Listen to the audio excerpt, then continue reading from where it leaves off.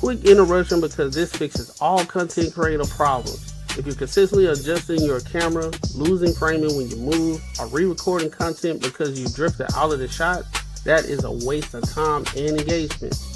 I started using the OBS by mini camera and it eliminated all of that. It uses AI auto tracking to follow you in real time, keeps you perfectly framed, and delivers clean, professional video without extra gear or full studio setup. Whether you're streaming, podcasting, or on client calls, this makes you look locked in and polished automatically. Stop fighting your camera and focus on your message. I dropped the affiliate link in the description. If you're serious about content, this is an easy upgrade. As you can see, I'm testing out the camera and everything, and it's working out pretty well. Hit the link, get yours. Yeah. What's the word? Welcome to another show of the Banter and Barter Show, where we talk about everything under the sun. As long as we get back to the money, real conversations, and real solutions. I'm your host, Courtney Egg, and I got my dog, Macaroni Tony, here with me today. What's good with your big dog? Raw, J Ben, and Marcus, they're going to be here. They're going to be here soon, just in case for some of y'all who don't know. They'll be here. But what up, chat? What's good with it, Snow? I see you early today, Snow. What's good with you? How you feeling? How y'all feeling today? How you feeling, man? I'm good. Yeah, I'm just ready. I'm ready to get this shit off. I get the pins taken out Friday, and they said I ain't gonna be in the cast no more, so I'm gonna just be like a little hand thing, and I'll be straight. And I can I'm gonna call you. Yo, what's up, fellas? My thing. What up, baby? It was good, bro. Chilling. I'm ready to do this thing. You ready to do this thing, bro? Hey, what's up? What's up, the hand, man? Still busted up or what? Macaroni It Tony ain't busted up. It just I just gotta get it removed, and they gotta take the pins out. Everything's straight now. Oh, so you already had the surgery? I still got physical therapy though. Yeah, I already had the surgery. I got to get a procedure to take the pins out though. Ooh, man, that's just They gonna put me. They gonna put me in them on them good drugs. I'm gonna be in there, and then I by the time I wake up, it'll be done. Goddamn. Oh, yeah. I just look at it like this. I'm off. I'm off work, so I gotta get it in these next 2 days, and I'm gonna just be. And it's early in the morning. It's like 8 o'clock. That's right. You can't beat that. 8 o'clock. It's 8 o'clock, and shit. I'm just trying to hurry up and get this because people blowing my phone up for this landscaping shit, bro. Yeah. Time for you hire some help. I haven't even did promo yet, bro. I haven't even started like posting, marketing, nothing. Like just people that I didn't cut before. And one lady, she said, "I got 2 neighbors that's waiting on you. I need you to cut my yard Saturday, and then I'm gonna tell them, and you can just knock all ours out, back to back." I said, "Shit, let's get it in, goddamn." Macaroni Tony getting to the money. Shit, because remember I already told you too. I got another job. I got a pressure washing job coming up too. This upcoming week actually. So we're pressure washing joint. We'll make some extra dough. Get to the bread. That's what we do. We get to the money. We talk shit. I'm actually looking into. I'm actually looking into the government contracting. I talked with somebody that do it currently. He told me about how I can get contracts with landscaping and stuff. So I've been kind of hitting him up and bouncing ideas back. And like, hey, you remember you was like, Clem, I challenged you to get a $1 million client. Hopefully, shit, the government be that $1 million goddamn. But I still got to do my due diligence and steps and bid and all that stuff. So I just got to learn the trick of the trades. But I'm like, dog, I don't know if I got the equipment to do the government. Hey, all that money you can buy it, bro. That's what I was thinking.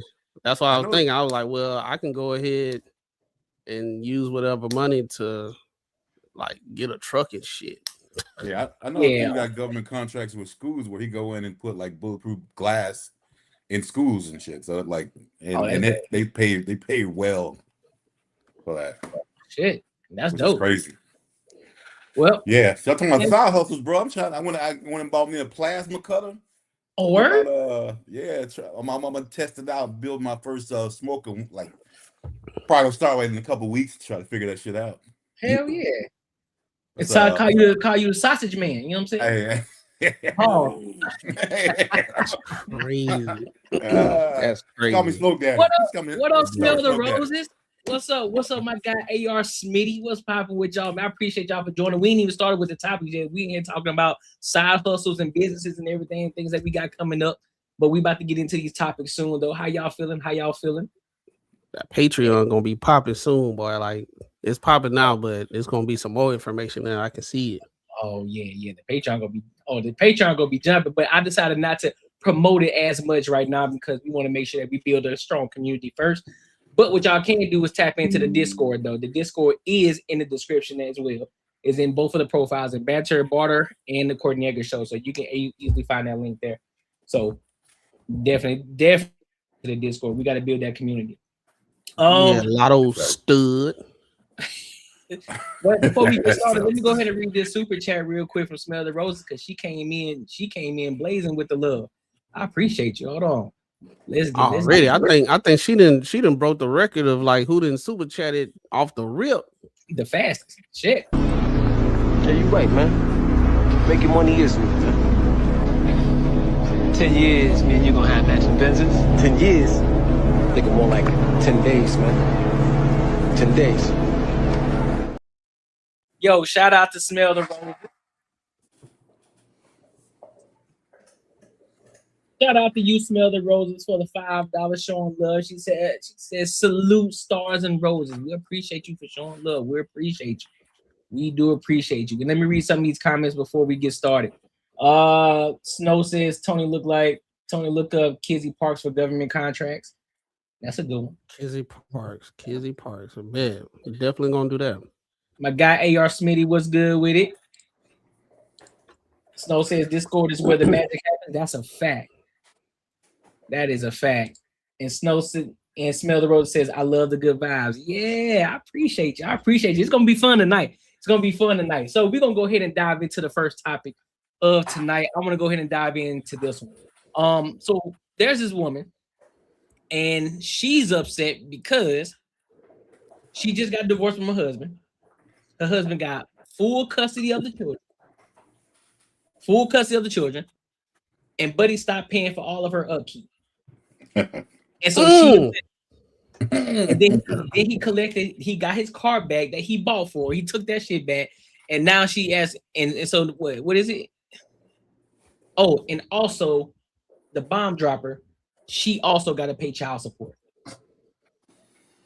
So we're gonna get into this. Weird. That shit is so unfair, man. Right. So we're gonna go ahead and dive into it, and then we'll give our thoughts and our opinions on it. All right. So let's go ahead and rock out. This shit is equality.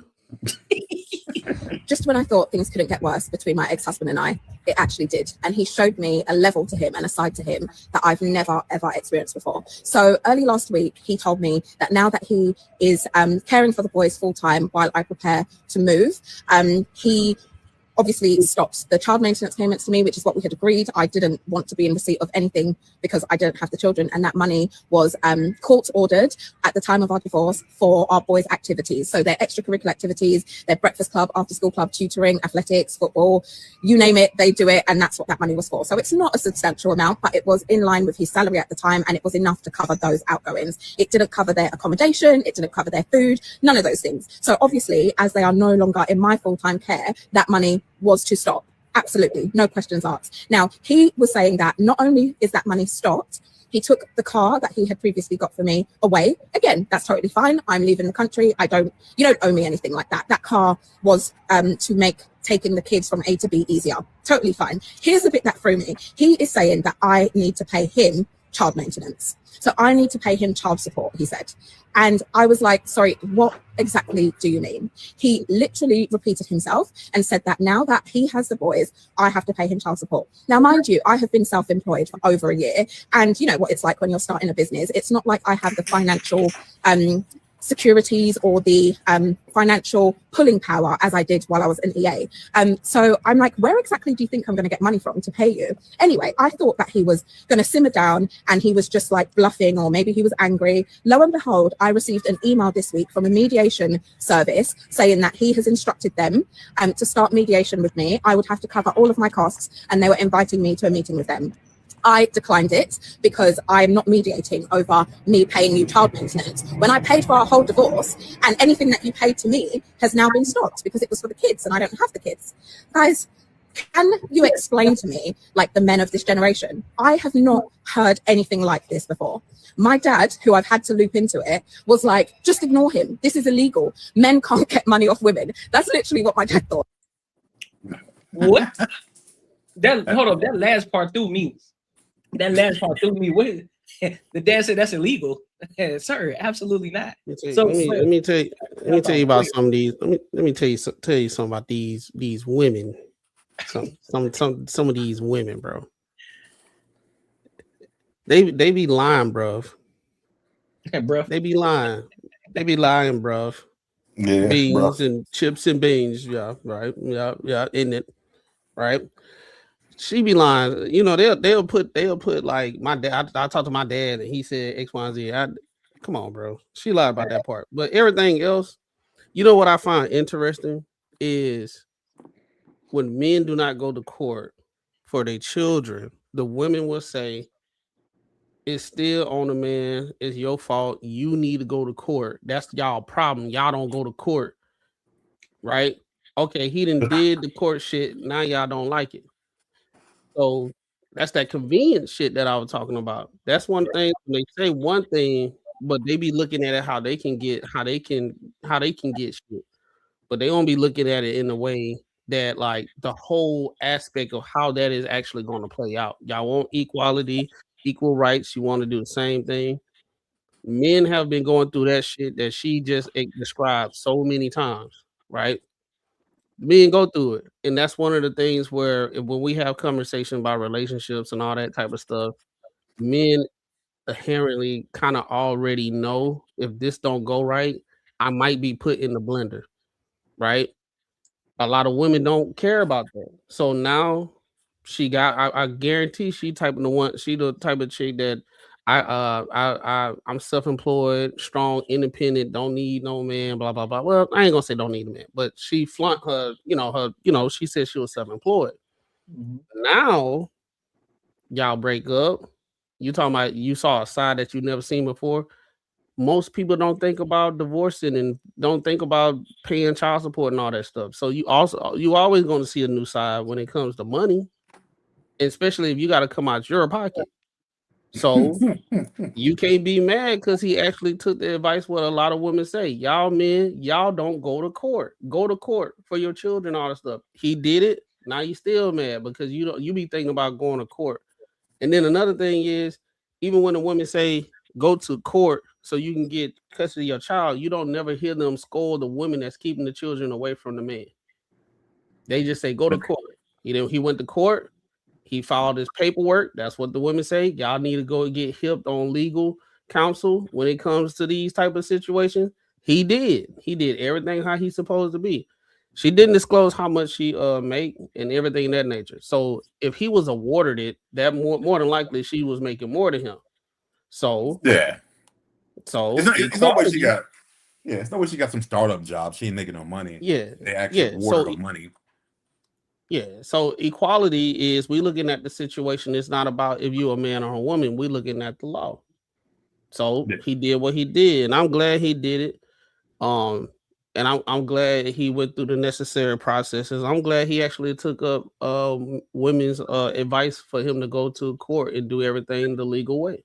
Let me ask you a question. Do you think that he is less of a man because he did that? Fuck no. No, because I would say if the economy was what it once was, I probably would say so. Right? Because in general, the women they wasn't making as much as how we was making. Mm-hmm. So I wouldn't take my kids and put my ex-wife owned child support and I'm making way more than her. That wouldn't even make sense, right? But since they making the same or if not more, that's what they saying. Why not? Why would I pay child support and we got 50-50 custody? Right? Why would I do that? You make as much as I make or more, but I'm paying for when the kids are over your spot, but you're not paying for when the kids are over my spot. You see what I'm saying? They don't make it equal. In today's society, it makes sense now. In it with how the economy working, it makes sense. I don't think he's less of a man, but I get it, you know.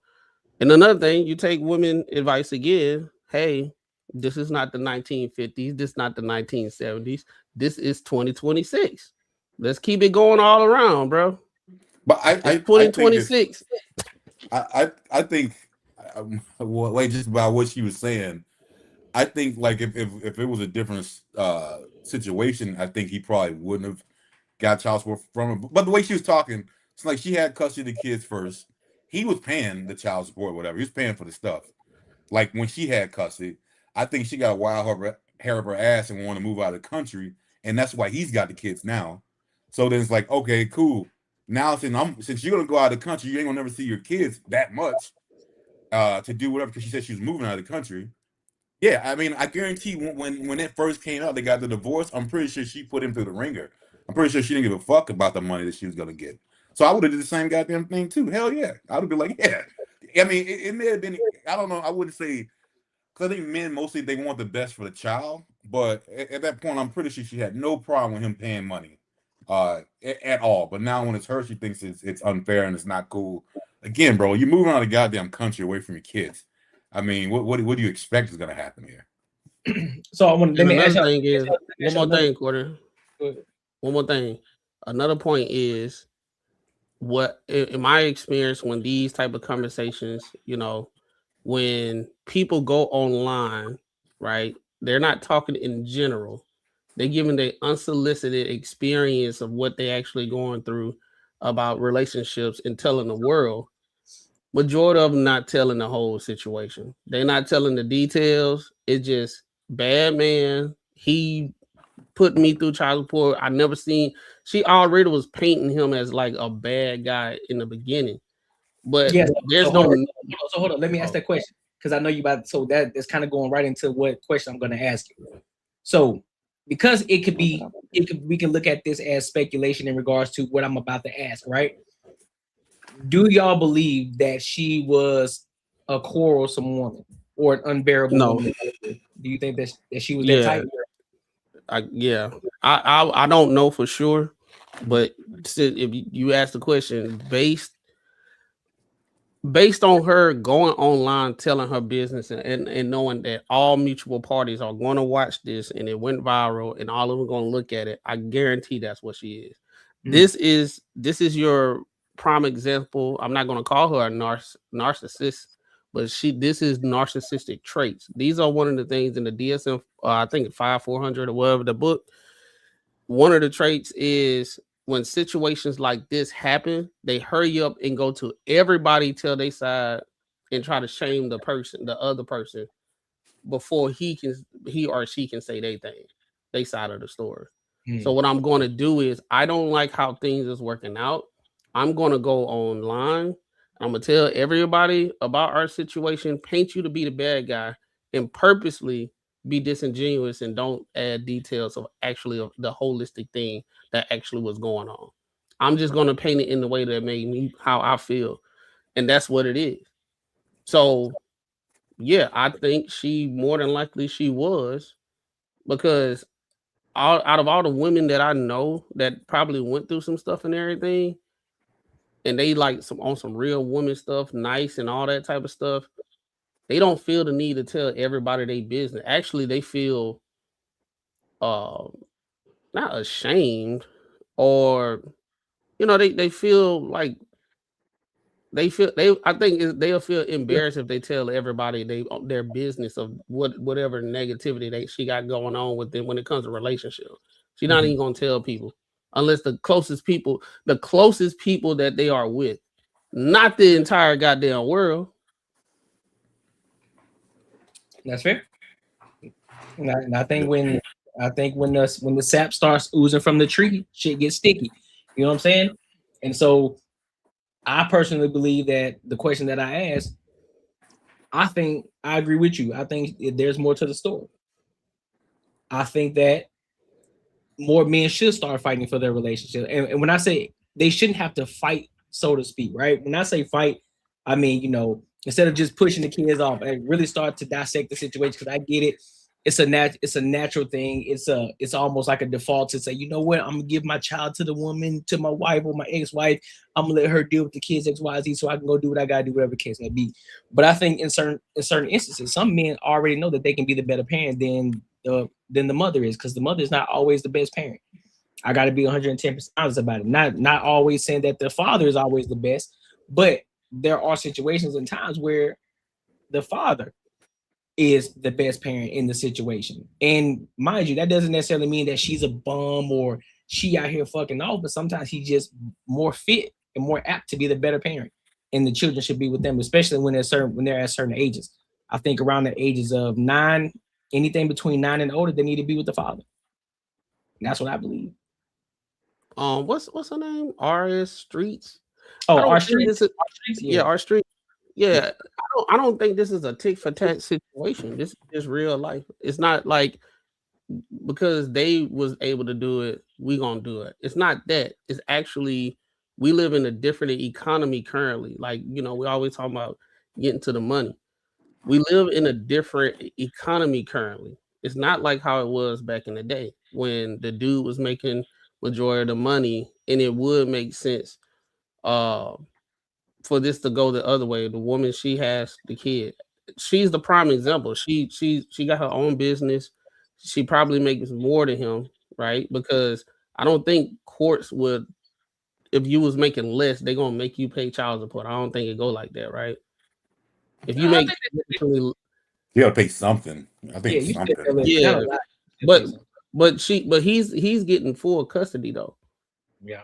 You know what I'm saying? So I don't think within that situation, I don't think it's a tick for tat situation. It just is what it is. Like I think he was in a more fit position I think he probably had a better lawyer, and he was in a more fit position to have the children versus her. And I honestly 110% believe she probably didn't fight it as hard as she trying to make it seem as if she did. Another thing is you rarely hear men trying to keep their kids away from the mom. You rarely hear it if they get custody. You never hear them keeping away unless she's a real unfit woman, right? She got some issues going on, got drugs, be having dudes and everything running up in and out.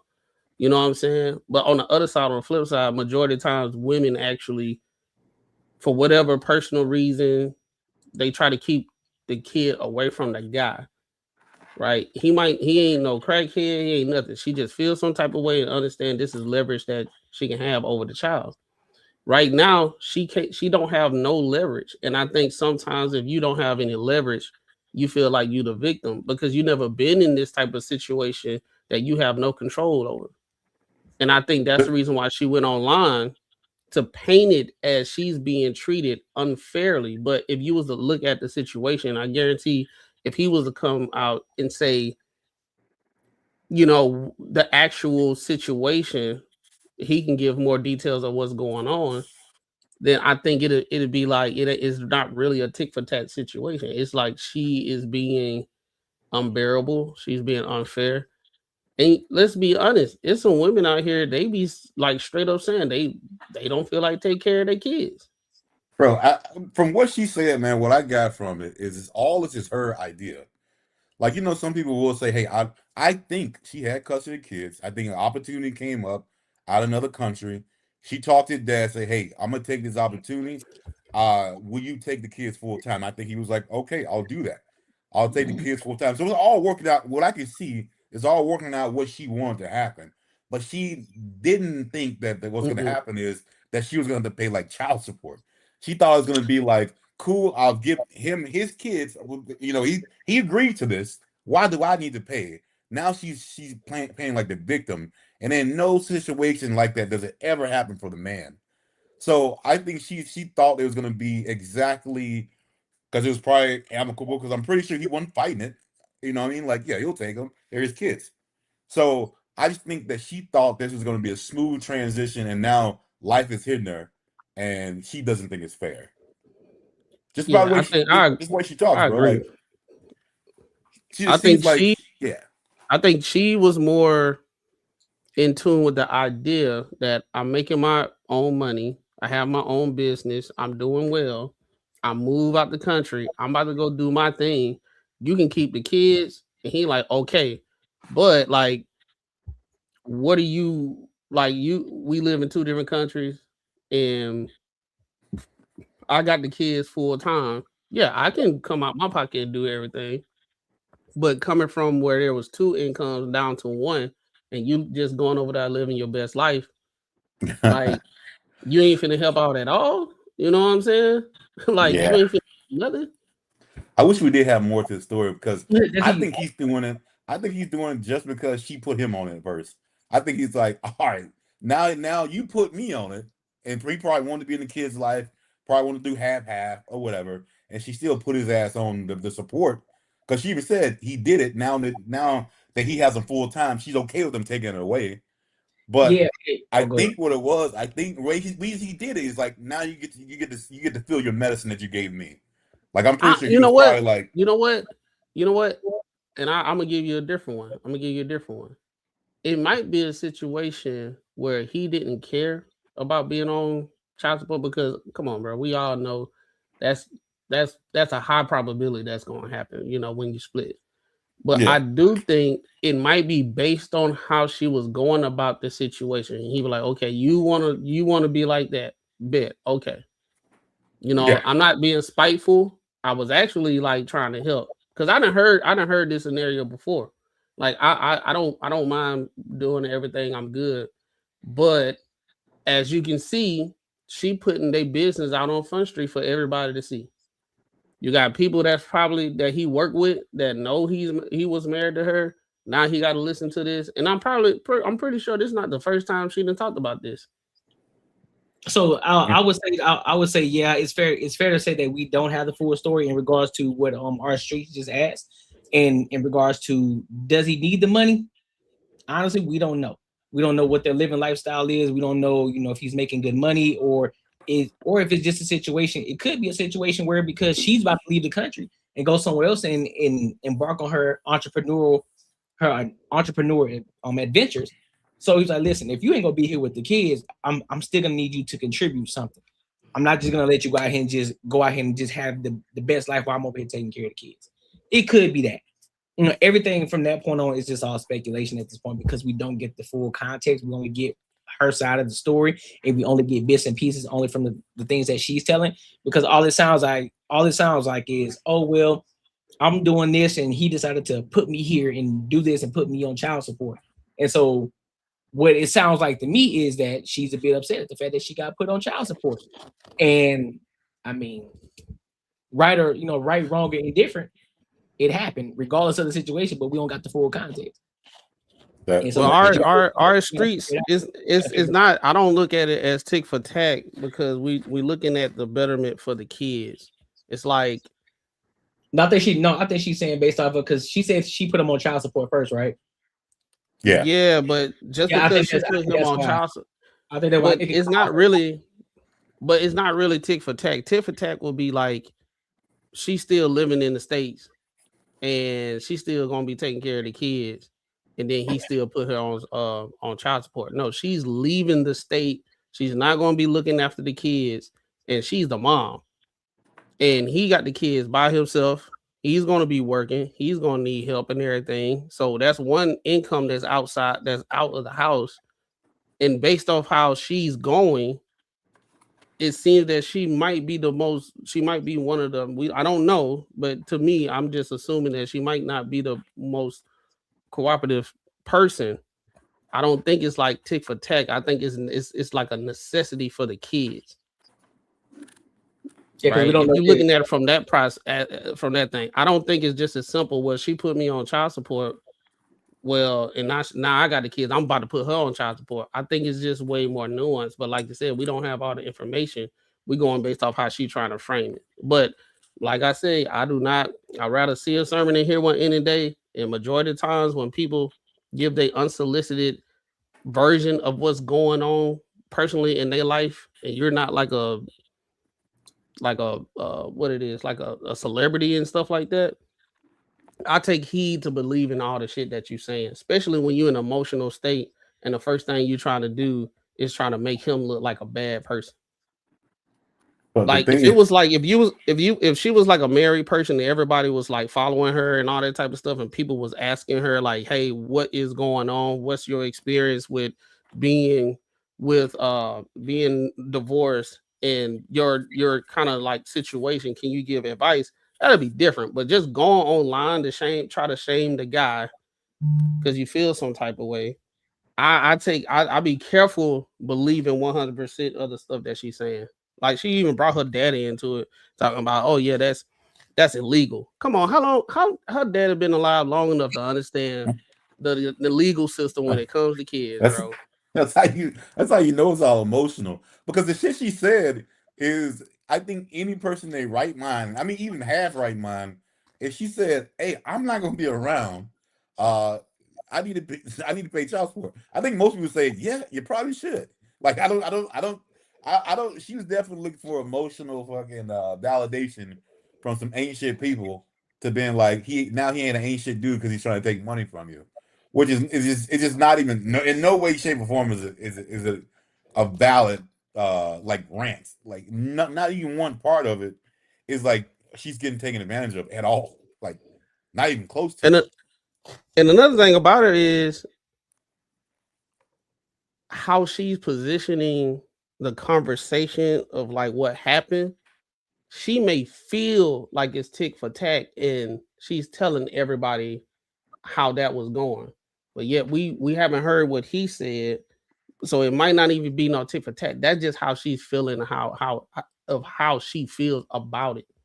But I'm listening to all the details of the situation, and if it was the same exact situation and they just flipped it, I would say it was a tick for tack. But when circumstances, especially financially, she's in another state and all that type of stuff, I'm like, it's way more nuanced than just making it easy as, well, he was on it and now she's on it.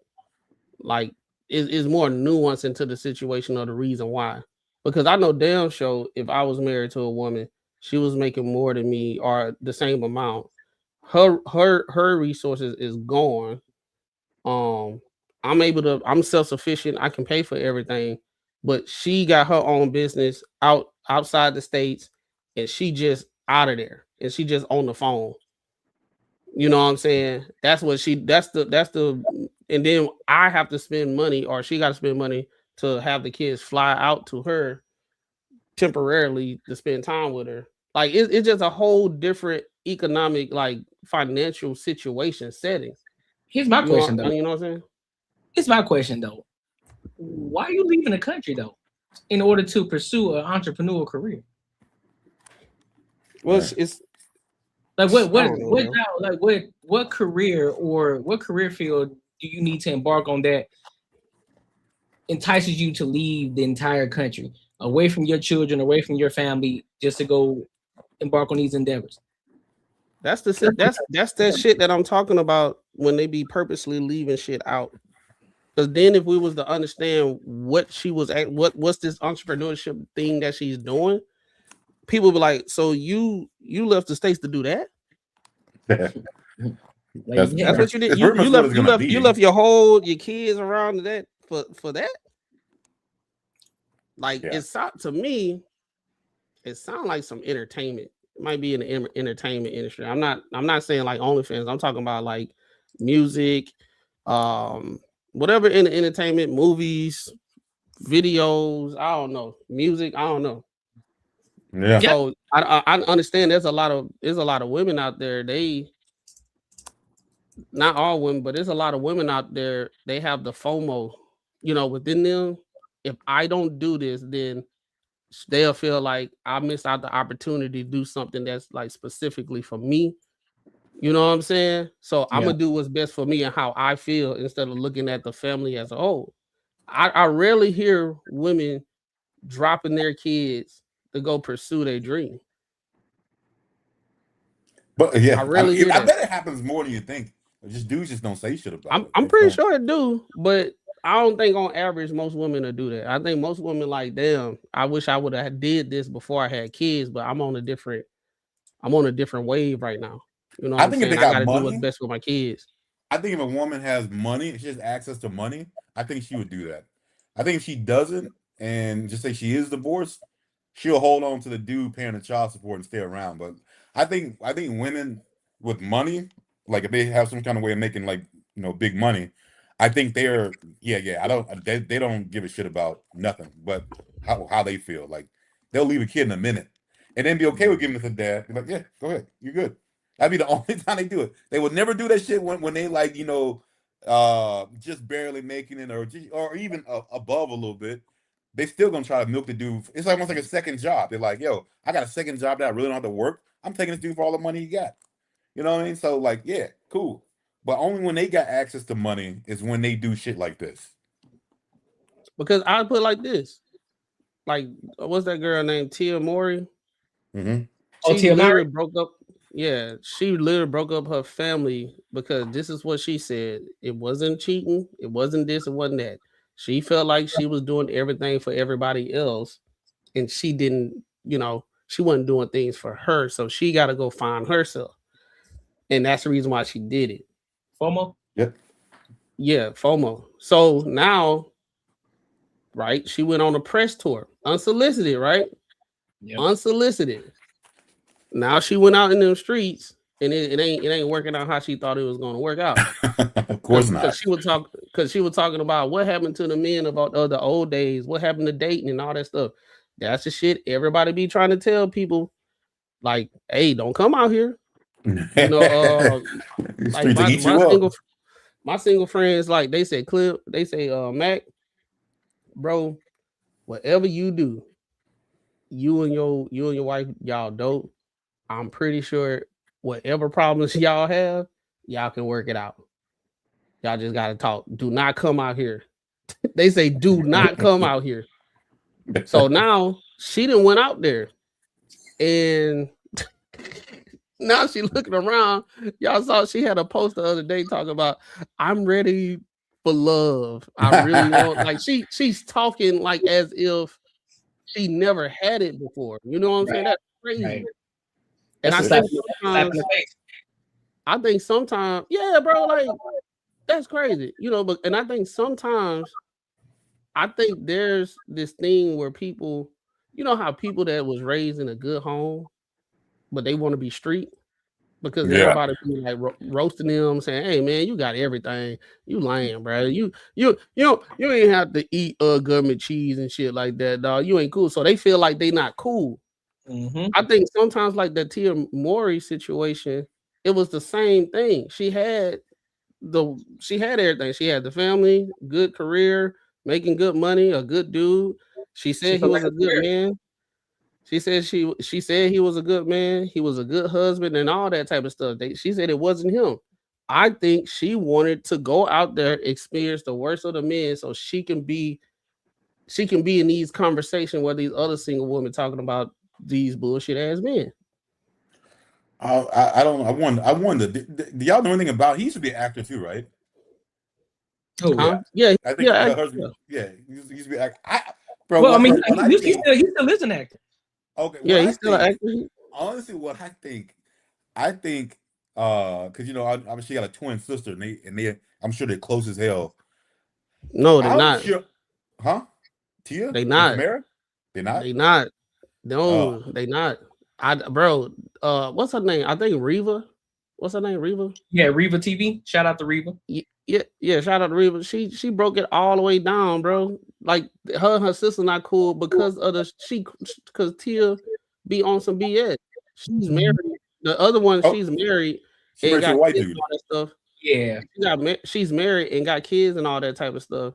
Tia be like, I guess she was like feeling kind of jealous or something like that, and it was like they don't spend enough time that she would like together.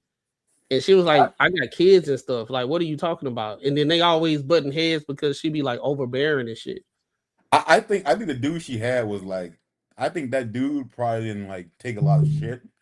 And I think that's may have been what may have probably could have rocked it a little bit. Nah. And I just see, and I'm just outside looking in, man. Yeah, I just think that her sister's husband is very, very easy, and like wherever she's going through, he's gonna like support it.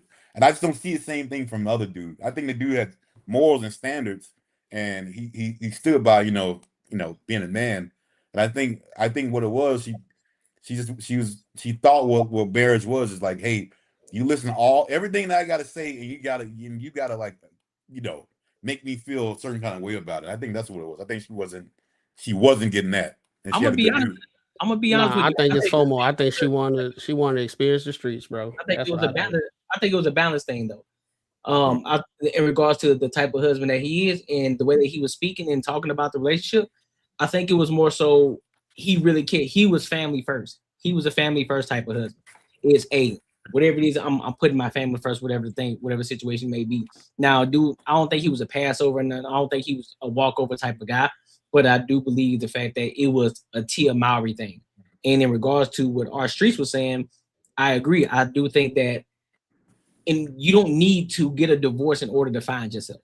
You can find yourself. That's the dumbest shit ever. Within the situation, you can find yourself.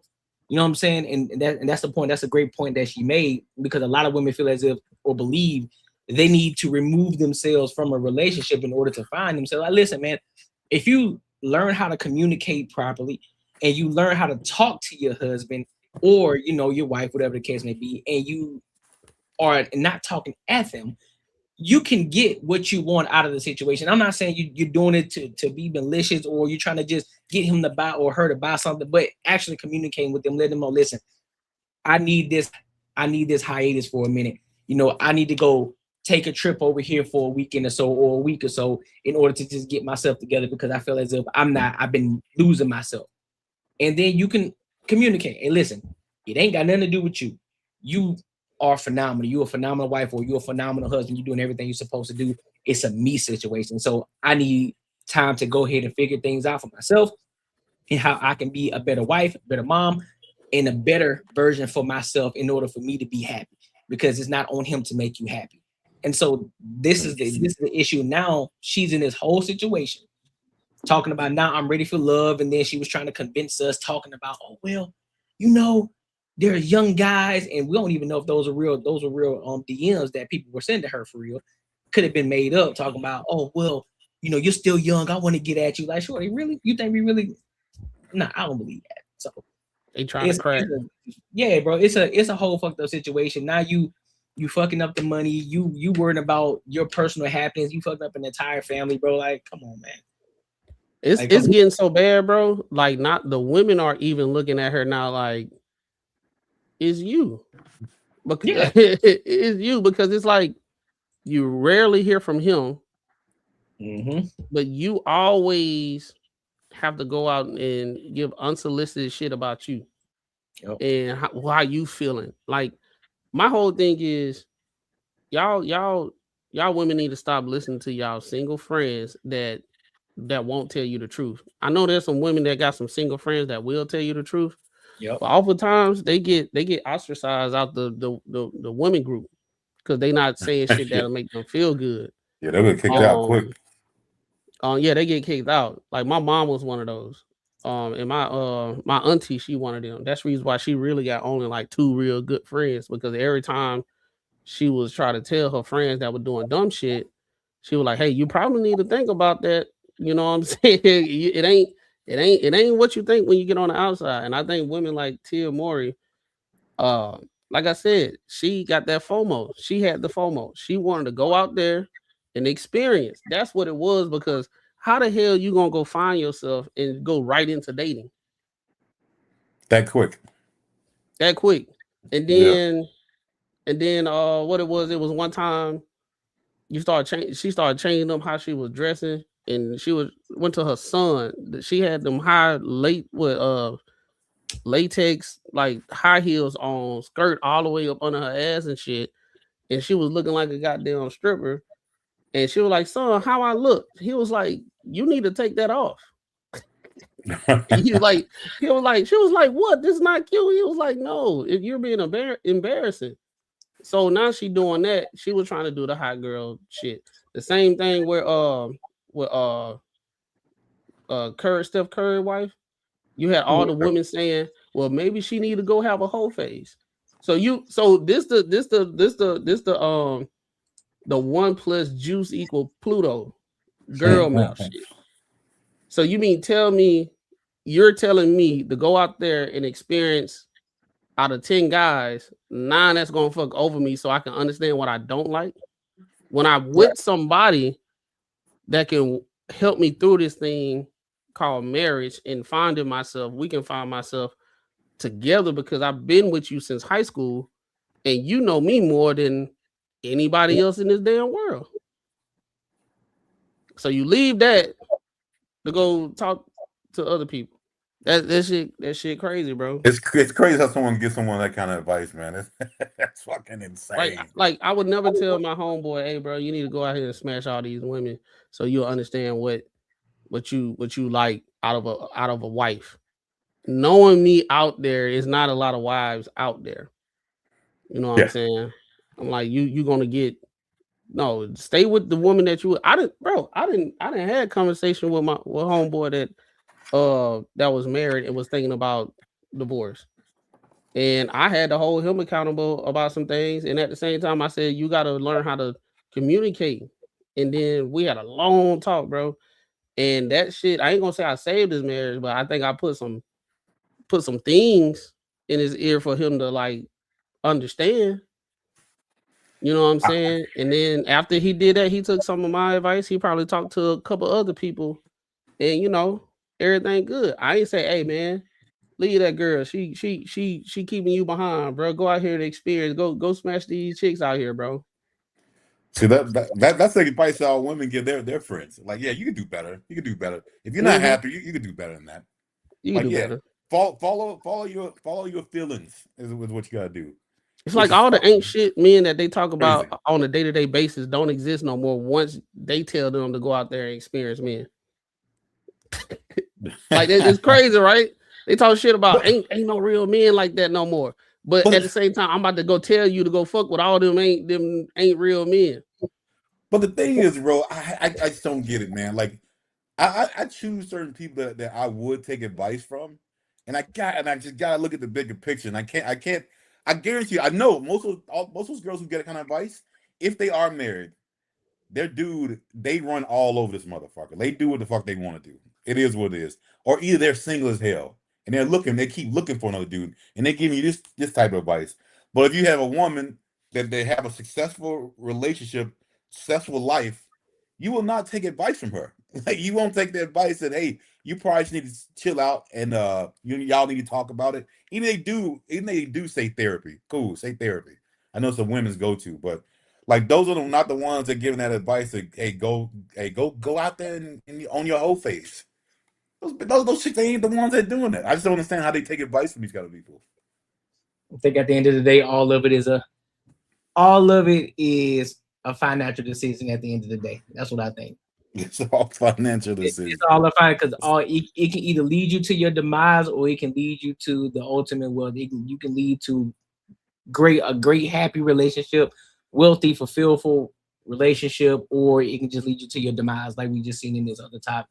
This entire topic, women leaving the country, their entire family, just to pursue an entrepreneurial career. You got women who want to leave relationships for happiness when they got a perfect family at home, all because they want to be in the mix. They want to be a part of they want to be a part of the crew of women who've been out here and they had their moments. They want to be able to have a conversation saying, listen, I had my fun, I did this, instead of just saying, you know what? I never did that, and I'm happy with that. I'm happy that I never experienced so many men. So now that should be a sense of pride for yourself. Like, listen, I had control. I need to. I got my one man over here, and he's taking great care of me and my family. What's wrong with that? But you got social media. You got the type of people that you hang around who egg the shit on. They bad influences. So That's the hood, bro. It's That's sisterhood, bro. Hey, dog, the sisterhood would tell women, hey, you need to go to therapy, but ain't nothing wrong with having a whole face in the same conversation. Hey, go to my therapist. She'll tell you that whole phase is good for you. Yeah, it's just stupid, bro. But hey, man, make sure y'all like, comment, and subscribe for the algorithm. Make sure you hit the bell notification. That's why we talk about everything under the sun. As long as we get back to the money, real conversations and real solutions. All right. And also, y'all, we are 96 away from our super chat goal. So make sure you hit us with super chat, dog. And also, you can also reach into the Cash App as well as Banter and Barter. It's on the screen. So let's go ahead and reach our goal for tonight. So let's go ahead and go to the next topic. Let's go to this next topic, right? Hey, and one more thing, Courtney. Hey, man, that camera that I'm streaming on, the camera that y'all saw in the beginning of the show, the link is in the bio. Go check it out. It's a good deal if you're a content creator, or if you got your own business and you just kind of want to record some things, and if you want to create a class or something like that, teaching people and everything. Go ahead and that's a good starter camera. It's not expensive. I'm streaming on it right now, and I'm telling you, I stream with gaming. I do it. Hey man, run it up, get it. It goes straight to your computer, so you don't have to put it on a card, a memory card, or whatever, and put it in your computer. No, it goes straight to your computer when you're done streaming. Yeah, I didn't get mine dialed in, bro. Yeah. Seeing there you go. There you go. Wait, hold on, can I? Wait, there you go. Hey, there you go. You fucking on that thing. Yeah, zoom in on that thing, boy. I gotta get that thing back a little bit, bro. And I also pinned the link in the comments too, so y'all can get that link right there. I pinned it in the comments, and it's also in the description as well. So make sure you go and get that camera. Go and get that camera. It's inexpensive. Definitely do that. All right, so let's go ahead. $7, something like that. Yeah. So let's go ahead and move on to this next topic, man. So before I play this video, I want to ask y'all a question. You know what I'm saying? Just give me I don't want you to give me an answer yet. But do you think? Yes or no? Yeah, it's a yes or no. Do you think that people should be praised for doing right or doing the right thing? Do you think people should get praised for doing the right thing? All right. So we're gonna get into this. We're gonna get into this TikTok video, and there's this woman. She's pretty much saying that you shouldn't get praised for doing the right thing or things that you're supposed to be doing. So we're gonna get the full context of the video, and then we'll give our thoughts and opinions on it. All right, so let's go ahead and rock out now. Praise to be present. Niggas be needing praise to do what they supposed to do. And it's like they want you. I gotta applaud a fish for swimming. Like you're a dad. So you being a dad, I gotta praise you. But then there's so many niggas out here that don't show up. So the fuck what? To be honest, I think we all need praise. I was about to say that. Like I don't because I don't even want to look at it like that. Like we should praise the woman out here who's doing it. But we don't get praise, and unfortunately, what we get is shunned a lot because we always get in the brunt of you're a single mom, you chose the wrong nigga, you this, and it's like what the fuck? But that's true too. Yes, but that's not doing the right thing though. But also, you didn't have to be a shitty person for sure. So I can accept that, but I'm the parent that stayed. I'm the parent doing the work. Why am I being punished and criticized for it? Because I decided to be a parent? No, I think you should get praised for it. And anybody that's criticizing you for it, they're just stupid. So it's like, and I think we have a lot of stupid people in the world. So even when we put these conversations online, we see a lot of stupid people in the comments. So it's like, I'm not paying attention to the stupid people because they dumb. If I'm talking to you, like I understand, I'm like, nah, you should get praised. And yeah, could we all do a better job at discernment when we picking out partners? For sure we can, but we here and we stuck with it. Right. And the person that laid down with you should be stuck with it too. And if he don't, then he's less than. A lot of times we always talking about oh, well, you had the kid. Well, the kid is already here. Yeah, we can't. So why are we talking about that? Like we're talking the present day. I'm active. This nigga should be too. There's women out there who talk that motherhood shit, but don't really want the responsibility that come with a mother. Like they talk about being a moms and wanting to do like you don't. So, because when to it, now you complain all the time, like nigga, you a mom. And I think that's what we see, and that's what we talk about, but that's not all cases. You know what I'm saying? So when you see somebody complain, when you see somebody online talking about parenthood, some instances they just talking about parenthood, but they still gonna show up every day because parenting is hard as fuck. Every stage of parenting is hard now that I think about it. I don't even judge people I see complaining on the internet because nigga, you need some help. Yeah. I cry out for you. Like I want to offer help. I'm not about to say, well, you did it to yourself. Those who say that are ignorant and stupid. I'm not listening to them. You're dumb. You don't have no idea what the fuck you're talking about. So you keep being stupid. So you be over there with the stupid people. We're gonna just communicate with the smart people. If you're a good dad, you deserve praise. If you're a good mom, you deserve praise too. Like we all deserve praise. Like this shit is hard. You never know what your words of encouragement do for somebody. That can be the thing that gets you over. You could be having a hard day. Somebody's be like, man, shout out to you. I see you. Nigga, what? Yeah. That's the man. That should make you feel good, man. Thank you. Now you have a different type of tears because now it's like, yo, damn, I needed that. You feel me? So I think everybody deserves a little bit of praise. And I think we gotta stop trying to like take it. Like, why do we think so negatively? Like, yeah, man, if you're a fish swimming, man, shout out to you. Because you could be drowning. Because you could be drowning. So what are y'all thoughts on this one, Marcus? I'm gonna let you rock out first, Mark. Yeah. I mean, it's the context, bro. Like this is insane. That whole all the context, this whole conversation went all over the fucking place.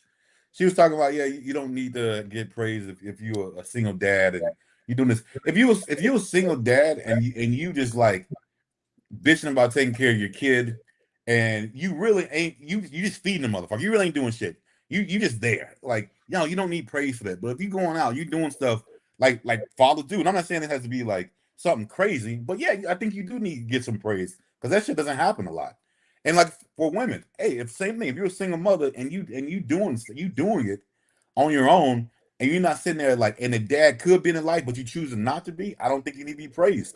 I don't think you need to sit there being complaining all the time that you got to do all this shit on your own, and this is pretty much half your fault. Like, I mean, if people still need to be told, hey, you like this is something that you did, like you got to own up to it. I don't think certain things you need praise for, but I think certain things you do. I just think this conversation went all over the place, and it's got to be context, bro. It can't be everything. It can't be like I don't need praise just going to my job every day. Of course, I don't need that. I mean, that's something I gotta do. But if I'm doing a good job and getting promoted, yeah, hell yeah, I need a praise. I'm cool with that. So it's just the what of the context is of it.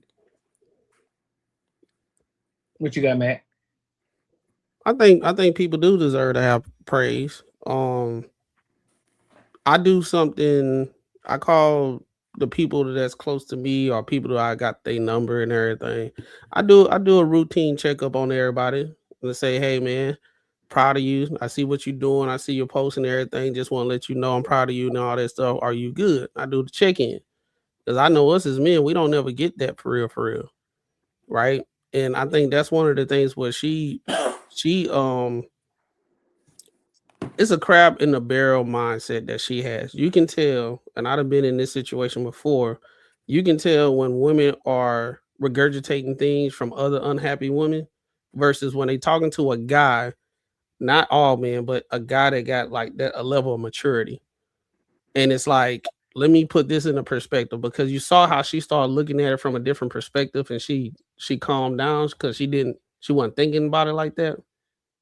You know what I'm saying? So what's going on? You have a large minority of women online or toxic people online giving that type of response of saying we're not gonna praise you because if you're doing bare minimum. And bare minimum is subjective because my bare minimum might be way more than what the average woman is dealing with because like we're saying, all these men ain't doing the stuff that she's saying. I done heard plenty of women say, I'm so glad to be with this dude. He takes the trash out. He got work ethic. He don't come home all mad. He makes me feel comfortable. My inner child come out when I just feel comfortable. I'm so happy to be with a man like that. When that man hear that, he's saying that, hey, I'm doing my job. Right. Mm-hmm. But if you're not saying nothing at all, right, and you're saying, well, you're doing a bare minimum, what whoop-de-doo, it's like, damn, you know what I'm saying? And what the issue is, I think with her, she was trying to lump in getting praise for everything. If you got 3 baby daddies and you raising 3 children by yourself because you didn't pick 3 baby daddies ain't worth a damn, they give you no damn praise for that shit. You know what I'm saying? I know it's a hard situation to do, raising 3 children, but yeah, you did put yourself in that situation. Because now we got to understand what's the quality of how they being raised, right? I ain't finna get praise for that. But if you got 3 kids and it was with one guy and you married and you doing the damn thing. They know how to read.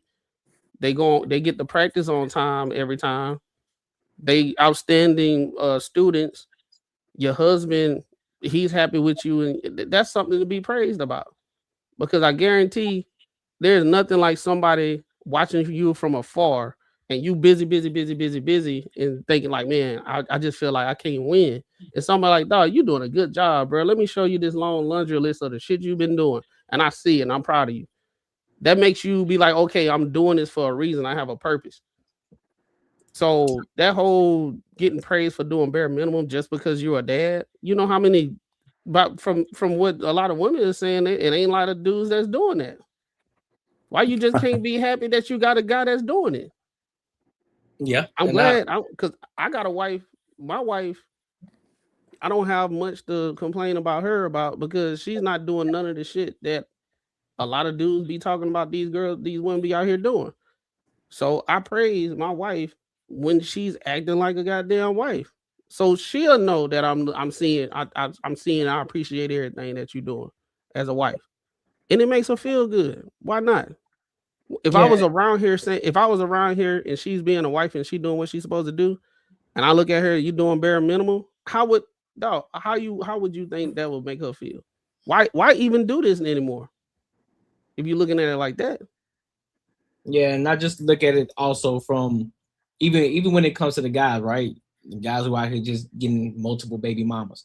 We ain't praising them niggas for that shit.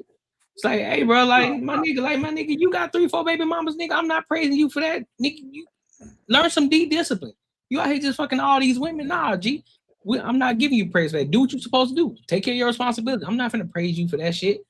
But then on the flip side, then we do see other fathers who, like Max said, there are fathers out here who are doing the damn thing. They are making shit happen, even if they don't see it themselves. I know a lot of men, we get into our mode of, nah, man, I don't really need that, man. I just want to make sure everybody good. Nah, bro, it's a good thing. And for all of you other ladies and y'all Gen Xers and all y'all women who claim men are sassy, it's not sassy for a man to want to hear or be praised or just for somebody to appreciate the shit that he's doing, because sometimes we just got our head down. We just working, bro. We don't even understand what we're doing. Then when somebody tells you something like, hey, man, listen, big dog, I see you working. I see you grinding, dog. Like, I see you over here doing your thing. And then, then you start listing out the things that you have been doing. And it goes the same for women, too. Buddy, I see you going crazy over there. Shit, you going to school. Goddamn, you out here taking care of your kids. Your kids are not here in these streets. They're well-mannered. They're well-behaved. They say, yes, ma'am, no, ma'am. They ain't loud. They ain't ratchet. You know what I'm saying? Your kids know you ain't, the kids' hair is always done when they come out. They ain't got no snotty ass nose. They ain't dirty. You look at this like, oh yeah, they take pride in their family. They take pride in everything that they do as a parent. So I'm going to praise that. That's what we praise. We want that dignity. We want to see people succeed as parents. We know that shit hard. It's not easy. But on the flip side though, you get praised, but also you gotta get held accountable too when your kids are fuck ups. That's what people don't want to talk about. They want to be praised for everything. Oh, well, I did it as a single father. I did it as a single mother. I did this. My kid graduated. Okay, great. Now, when that kid is a degenerate, they out here in these streets, they going to jail, they on polls, they doing all this bullshit. Oh, you got to be held accountable. And it ain't no, well, the father wasn't in the household. You want to talk about the father then when your kid was doing great things. So why you want to bring him up now when shit going left, when shit ain't going right? Nah, we know, if we're gonna do one thing, we also got to do the other. If we're gonna give you praise, we also gotta be able to hold you accountable too, because we're not just gonna give you praise just because. And that goes for both sides, not just women. It goes for men too. And that type of thinking, that kind of logic that she got is real dangerous, because it's dangerous because when you actually get into a relationship, and if you thinking whatever he's doing as a man, that's just bare minimum and he shouldn't get praise, you're creating something within yourself to look at anything he do in a negative way. So anytime he do something, he accomplish something, that's what you're supposed to do, right? So now it's like that person to be hyper like what it is, I don't know, just negative. And then that's the reason why the relationships don't work, because it's like resentment and all that stuff start being like cultivated as time go by, right? You and your person that's in a relationship give each other praise when both of y'all doing stuff and you doing this thing called life together, because that's what you need. That's your accountability buddy, the measure of you doing what you're supposed to do. And long as they praising you and y'all praising each other every time y'all do well, then that's the measurement of how y'all being great together and going forward in a relationship.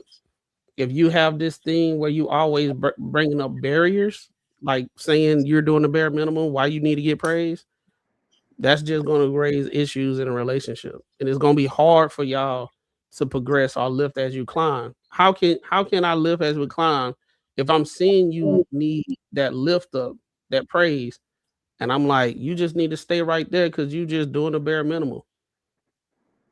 How you going? How that person going to get lifted? That shit crazy, and it's just that toxic talking points that. And I'm glad the dude broke it down like that, because those talking points that be like online, and it just make people feel good to say that shit because they live in a consistent state of chaos and misery. Yep. So they spew it. Their energy, you can see it. They have this energy about them that's really, really negative. And that ain't what you want to be around. That's no, right. You saw what she said. She was saying, she was basing it on if some man was doing, a certain kind of job. Like once he kicked it around and said like women need praise too, and then she was like, I get it. Like if it's anything based on the man, nah, she don't get that shit. We don't need none. If a woman just is present, like she needs to be praised in the mind of a woman like that. Like it doesn't matter what she does, whatever happens, she gets pregnant. It's not her fault. She's strong. Whatever. She loses a job because of some other shit. Someone wasn't treating her right. She's strong for doing that. Like it just, they can never do no wrong, bro, which is crazy. Well, you heard her. She said she don't get praise. So, but what she said, but what she was saying, she don't get praise for like what I would call is just being a fucking human being. I got kids. No. She said she don't get praise. My whole thing about that is oftentimes people that's like that, they move in this, like I told her, she got a real negative energy and all that stuff. Those are the type of people, when they move around, what is there to praise about? Because you function in misery and chaos. What I'm praising you about? Yeah, I don't see you doing any good deeds. I don't see how you inspire other people when you walk in a room. You know what I'm saying? Oftentimes I have people, my homeboys and everything, and they ask me questions like, what was it about, your wife that made you want to marry her and all that stuff? And I gave her all those praises. They were like, yeah, I need to find me something like that. You know what I'm saying? Clem, don't, like I said, don't come out here. Don't come out here. Right? That's for me acknowledging the stuff that my wife do. I'm not looking at her saying that she's doing bare minimum, right? So they'll be like, if I went, if with her logic, if somebody asked me why did I pick my wife, and I just start saying, well, she just do bare minimum, they'll be like, that don't sound like worth for somebody to get married to. You know what I'm saying? Yeah. That's wild. That's facts. Well, make sure y'all like, comment, and subscribe for the algorithm, and make sure you hit the bell notification, my good people. So I want to go to this. Also, I want to go ahead and go to this next topic. But before we do, chat, make sure y'all tap into the super chats. Make sure y'all help us hit our goal, and also in the Cash App goal as well, banter and barter. And also, if you want to get the camera like Marcus got, like Macaroni got, the link is in the description as well as pinned in the comments as well. Especially for y'all new content creators who trying to figure things out, trying to figure out what equipment to buy. You definitely want to tap in, and you definitely want to get you that camera because it's very inexpensive.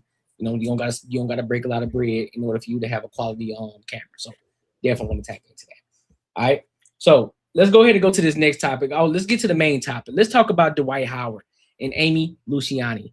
So basically, what she's saying basically what she's saying is that Buddy is on drugs. Big time. Talking about CPS and all this good stuff. But we're going to also break this down throughout this conversation. We'll also break it down and how this can actually be a financial impact on relationships and just on you as a person, especially as an NBA star, like a former NBA star like Dwight Howard, right? So we're going to dive into it and how this could actually cost you millions of dollars, you know, when accusations and things like this pop off in marriages, all right? So we're going to go ahead and dive in and we're going to give our thoughts and opinions. So let's rock out.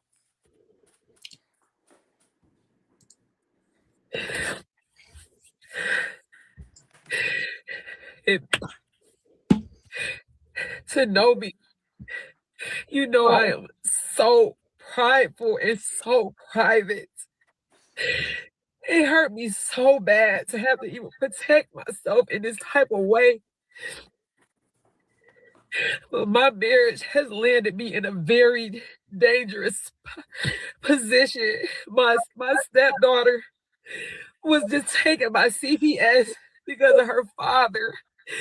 CPS and the police have been here 3 times in less than 3 months, and I stood in it with my husband, even though I was scared for my own self. Whatever he wanted me to say, whatever it was, I'm thinking this is my husband. I had everybody around me saying, even after I tried to divorce him the first time, everybody around me says, you can't leave your husband this soon. You said through sickness, through health, you said through good or bad. That's why I came back, but this is going way too far. But it's not even about me, it's about the kids. The stuff that I have to go through with the kids, I have to be witnesses to. I mean, the police at the house, they ask me questions. I don't know how do I lie for my husband. I've never been married before. I am in love with my husband. I don't want him to get in trouble. So of course I'll be his alibi, but this is going way too far. And now I'm getting mixed all in this. I have been with this man for 14 months. I cannot ruin my entire life for something that this person is doing. I just cannot do it. I tried to get so much help. I asked for counseling in our marriage. We went through 2 different counselors. When I say I love my husband, I don't want to leave my husband. But the positions he keeps putting me in, and it's all over nothing. I keep telling people he needs some help, y'all. I live with him. This is not him. This is not Dwight. This is trauma. This is everything he's been through, but just not the kids. I have to advocate for the kids.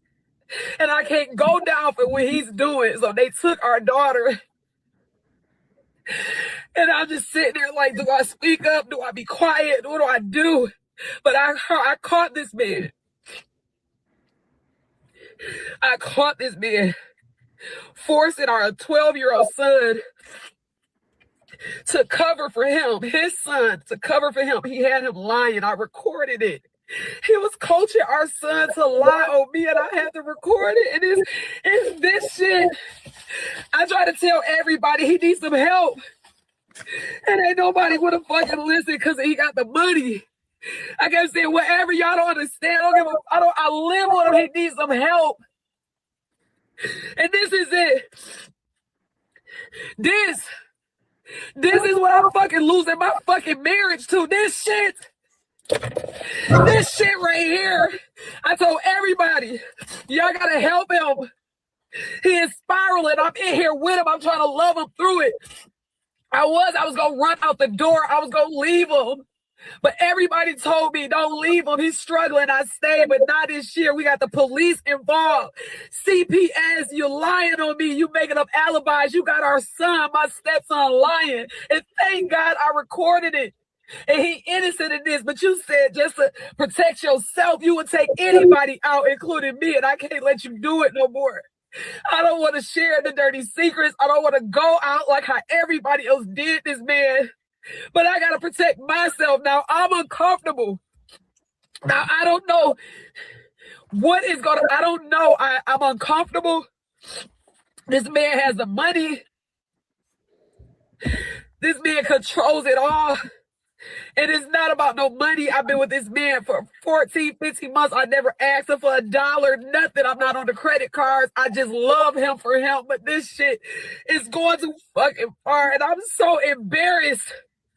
And I gotta even I'm just like, I don't know what to do. When I heard my stepson being coached to lie on me, I gotta protect myself now, and I know it was supposed to be through sickness and health, but this shit is scary.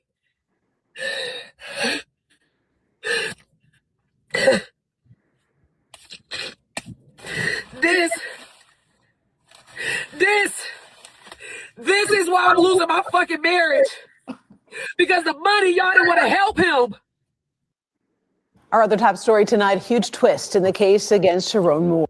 All right, so let me go back to that. So that's kind of crazy. That's kind of crazy. She not using it. She not using it. I think that dope is hers, man. Like, that's her. All right, so what do y'all thought? What do y'all thoughts about this entire? First of all, let's discuss before we dive into the Dwight Howard, the Dwight Howard part. This video. What do y'all think about this video? Honestly, bro, I don't know, bro. I don't know because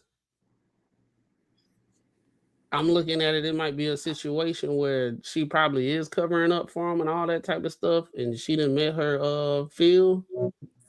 But at the same time, I don't know if that's hers. If that's what you mean by this, is that like he be spiraling out of control because she took that away from him, and now she's in the car talking about it. Or she's saying it's his, and both of them on it, and they saying this is one of the cause. It's wild. I don't know. I think Bobby Whitney type shit. This video is messy as hell, man. This ain't she's trying to just cover her back for whatever else is going on. I don't know if he was just like, yo, I don't want to fuck with you no more. He got a prenup or whatever. And she ain't gonna get nothing out of this divorce or whatever's going on. But what she's doing right now is definitely not a sign of a woman that loves a dude. That's 100%. She's already tried to leave. Huh? She already tried to leave, yeah. And her friends talked her in the stand or something. And then now she's gonna leave. She only been with him 14 months. But like what she keeps saying in this video that she loves him and all this other shit. Obviously, you put out this video to the public. That is not no love, man. I mean, you're trying to ruin him. That's what you're trying to do. Like, there's no way in hell that she thought like putting this out to the public was gonna be a good thing. Like he is gonna be positive for him. There's no fucking way. And even for her, it's the only thing like for me to say like that the judge can look at this shit and say if she gets caught with like drugs in her system, she can now I think she can say like he made me do it or just on some type shit like that. She made this damn video. But I don't like this whole video is just messy as hell, man. I don't think it was smart for her. I don't think it was smart for her to bring it on camera. Hell no. I don't think it's smart either. That's what I'm about to say, because if CPS already took this, you didn't put more incriminating stuff to the whole world now. Like you got a whole bag of crack. You got a whole bag of, that's a lot of cocaine, bro. That's a lot, bro. Let's be real, bro. She don't give a fuck about his kids. Come on, man. She's only been around for 14 months. Like how can she build such a relationship with kids that ain't hers? I don't think she was saying they was close. I think she was saying like the way she was talking, she like our kids. Well, she was like she said her stepson, she was seeing him getting coached. And it's but she was saying too also that like it was kind of something to do with the kids. Like the one kid got taken and she said one kid was getting coached. And what she's seeing going on in the house with the kids and shit like that, that was like a lot of her argument too. So she was trying to make it like about the kids too. She was, but bro, the way like man, if someone don't do coke, I mean I've never done coke in my life, so don't get on this. The way she reached in that bag and grabbed it, when she reached in that bag, grabbed that fucking silver thing, bro, looked like she knew what she was doing, man. So I don't know. The way she's trying to play it off was like she just took his dope and fucking ran out of the house and started making this video, which I fucking 100% doubt that. Now I don't doubt that he don't do it. I'm pretty sure they both get into it. That's both of their stash. That's a fair point. But but the way she's trying to lay it off is like that's all his shit, and she took it. Like, and I don't know. I mean, she's still real cryptic about it, but this is what you got to watch out for, man. Fuck, bro. Like, man, money don't. Yeah, bro. Yeah, because the thing is that I'm looking at this entire situation, and I'm trying, and I really am. I'm not gonna, go ahead and convict him in the court of public opinion. I'm not gonna do that. Just because she get on here, she crying and she doing the Viola Davis snot cry and shit like that. That don't necessarily mean I'm gonna believe you. I gotta hear I gotta get the full context. I gotta hear everything, because there was just a moment where you were trying to leave this nigga out within 2 months. You feel me? And so with leaving this man in 2 months, I gotta also look at it from the business aspect too. Okay, so Dwight Howard is a very wealthy guy. He's a very wealthy guy. So now you're trying to leave him in 2 months. So if this is really heartbreaking, if this is really something that's detrimental to your life and it's dangerous for your life, and you don't feel comfortable in that life, you shouldn't be asking for no money on any level. If you really want to get out, listen, bro, keep everything you got. I gotta get the fuck out of here because I'm focused on me now. If you asking for money on any sort of level, then that's when I gotta look at you with the side eye. But even right now in this video, you just because you brought out some cocaine, or allegedly, just because you brought out this big ass ball of white dust, and you put some little that could be baby powder inside a little container, that don't necessarily mean that's what it is. And I'm not gonna believe you just because we can all be, a lot of things can be deceitful. And so I'm not gonna believe you just based off of that. But do I agree with Marcus in regards to that? I know that there are other people that be doing that. Of course we do. We ain't naive. We're not naive to it. But I'm not gonna sit here and say, oh yeah, Dwight Howard, yeah, he do that shit, bro. I ain't saying nothing because I don't know. We don't know. We don't hear his story. There's no evidence. There's no transcript. We don't hear. I can't do it, bro. I can't. It's gotta be money grab. Also, I think, bro, that could be true too, bro. Because I didn't seen women have snot bubbles lying.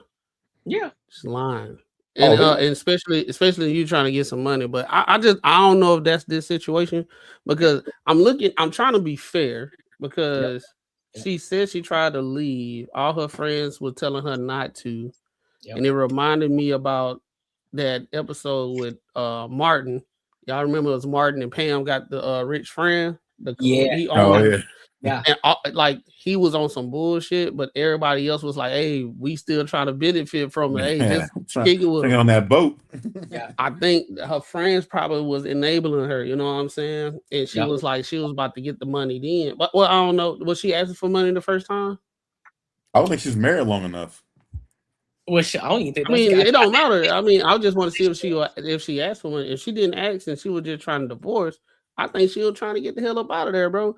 But I'm gonna put it like this though. She holding them drugs too naturally. Yeah, bro. You saw the big chrome thing she pulled out. You see what I'm saying? Like me, if I saw crack cocaine, I never seen it in my life, right? I never seen it in person. Always been in movies.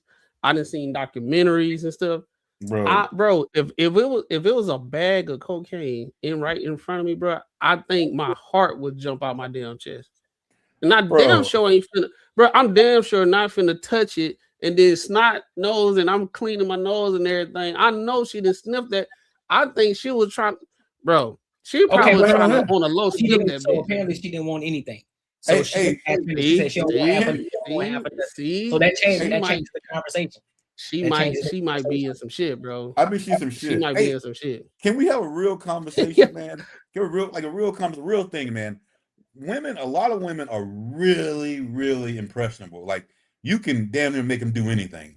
So you're trying to tell me your husband, the wife, if that's he introduced her to that. He introduced her to that at parties or whatever. She got into it. She's been doing it, whatever. I just don't believe that shit that she ain't got no part of those drugs. That's what, and then that's what she's trying to paint. I don't think she has. I think she has a part of that shit too, and maybe something else went left. That I think that like maybe he was like, "Yo, I'm done with this shit," and that's what she's trying to save face. But I really think her friends talked her to stay in the marriage because of the money. I mean that's what I'm thinking. I think whatever they do on their free time, if they doing drugs and stuff, that's cool. Hey, I ain't gonna say it's cool, but that's them in private, whatever. You know what I'm saying? I think the situation, based off what she's saying, I don't have the whole thing. It's unstable in the house because of the drugs. It doesn't matter if both of them, because you got some people when they on the drugs, they just be chilling. I think what she's trying to allude to is he is unstable when he's on it. And then that's the reason why the kids got taken. We don't know the actual details of what was the situation that got the stepdaughter to be taken.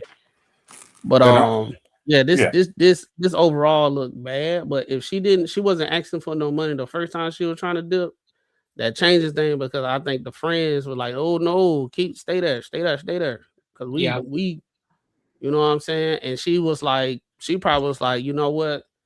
Through sickness and health, and this, that, and the third. Hopefully, I can get him the help that he need. I'm gonna stick to it. I'm gonna try to get the help they need, and it probably just wasn't going well. You know what I'm saying? It just was.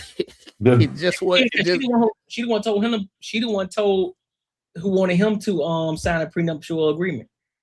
She wanted him to. Oh shit. Yeah, she told him to, like, hey, sign a prenuptial agreement because I don't want you to think that I'm here for your money. I want you. I'm here to be with you. Like, fuck your money, fuck your assets, fuck everything. I'm here to be with you. Hey, we learned this from Tyrese. That girl said the same thing, but she finessed the system by getting a kid. That's what I'm saying. These are the links that some women go, bro. So it's like, damn, I'm hearing it. I like, yeah, it sounds bad, but then you be seeing cases like that. You be like, hold up now. We didn't see. We didn't see the chick get Drake's condom and put it in her and try to sue him because he put hot sauce in it. That's true. That's true. That's funny. But the thing is, here's my thing. I'm not saying that I believe her. I'm not saying that I don't believe her. But when I started to put the things together, she never asked for money. She crying. She doing the Viola Davis cry. However, I still can't say, listen, I believe you, because you know what I'm saying. I saw the snot bubble. I still can't believe it. You know what I'm saying? I still can't believe it until the evidence proves that he is guilty. I'm not gonna say that he's innocent, regardless of how hard you cry. I can't do that because I have to look at, because now I would have to put myself in his shoes. Like, okay, if somebody say some shit about me, and then everybody and their mama saying, "Oh, well, you did this," and they judging me on the court of public opinion, and it's like, nigga, how y'all even know? Y'all, there ain't no evidence, there ain't nothing, but y'all believe in her because she crying like a motherfucker. And again, I'm not saying that I believe her this or don't believe her. I'm just saying that we need more evidence, we need more context to really get the full story. So she's doing this to fucking hurt him for sure. Like his like, I don't know, bro. Hey, bro. I think what happened. I think they got in a fucking fight at the house. There's some sort of argument, and then people were called, and then that's what happened. And he probably told her, "This motherfucker's crazy, wigging out, doing all kinds of fucking crazy shit," and then she had to come back on here and fucking do this. And that's what she was saying. The kid. Hold on, I'm sorry. My bad for cutting you out, Marcus. So I'm up here doing the research too. So I'm gonna read this to y'all real quick. So she went. So it says that. Just give me a second. So based on everything that we found, she didn't ask for money. She went live, emotional, crying, exposing situation, all this. Back in July 2025, during the first divorce, she publicly denied ever asking Dwight for money. Says she was the one who requested the prenup, right? But again, in the same month of July 2025 filing, she did request alimony and asset division. Yeah. Yep. I don't think she's married long enough though. That's a legal divorce process though. So not asking for public money. So my thing is, why you need alimony if you only been married? You barely been married 2 years. But hey, that's neither here nor there. But shit, at that point, I think it's only like 6 months. Also, I'm not seeing any confirmed confirmation that the kids was taken by CPS. She says that it got taken CPS came 3 times, but I'm not seeing no confirmation of the daughter being taken. But CPS to come through. I know it's wild, man. It said they got taken. So that's different just saying CPS being here. She said they was took. That means that the kid is not there right now. I mean, the kid would probably has a mother, so like I wonder. Yeah, I don't know. That's wild. Maybe the mom calls CPS when CPS takes you, they take you. No, yeah, I know. Well, they would. Yeah, I mean, someone had. They're not finna take you and go give you to the actual real mom. No, when CPS come, they take you.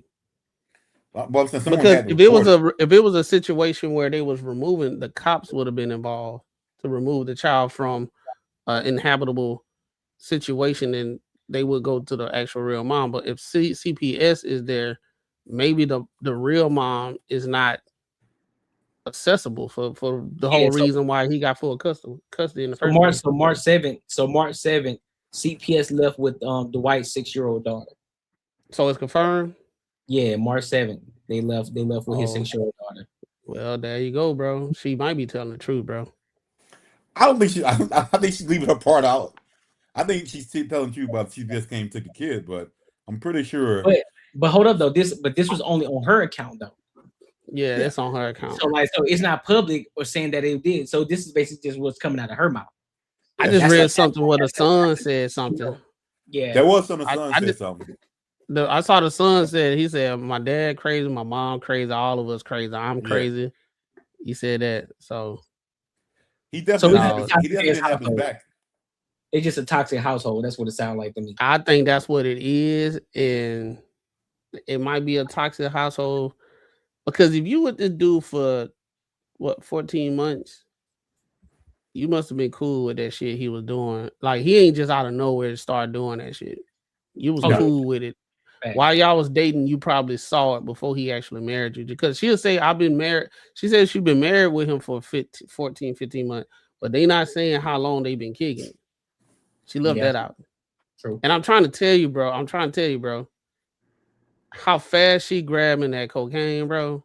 She not a stranger to it. Oh, bro. There's no part of me to believe that she had nothing to do, that she doesn't dip into that shit. Cordy, if it was cocaine right in front of you, bro, would you touch it? But hell no, but I'm trying to get I'm getting out the car.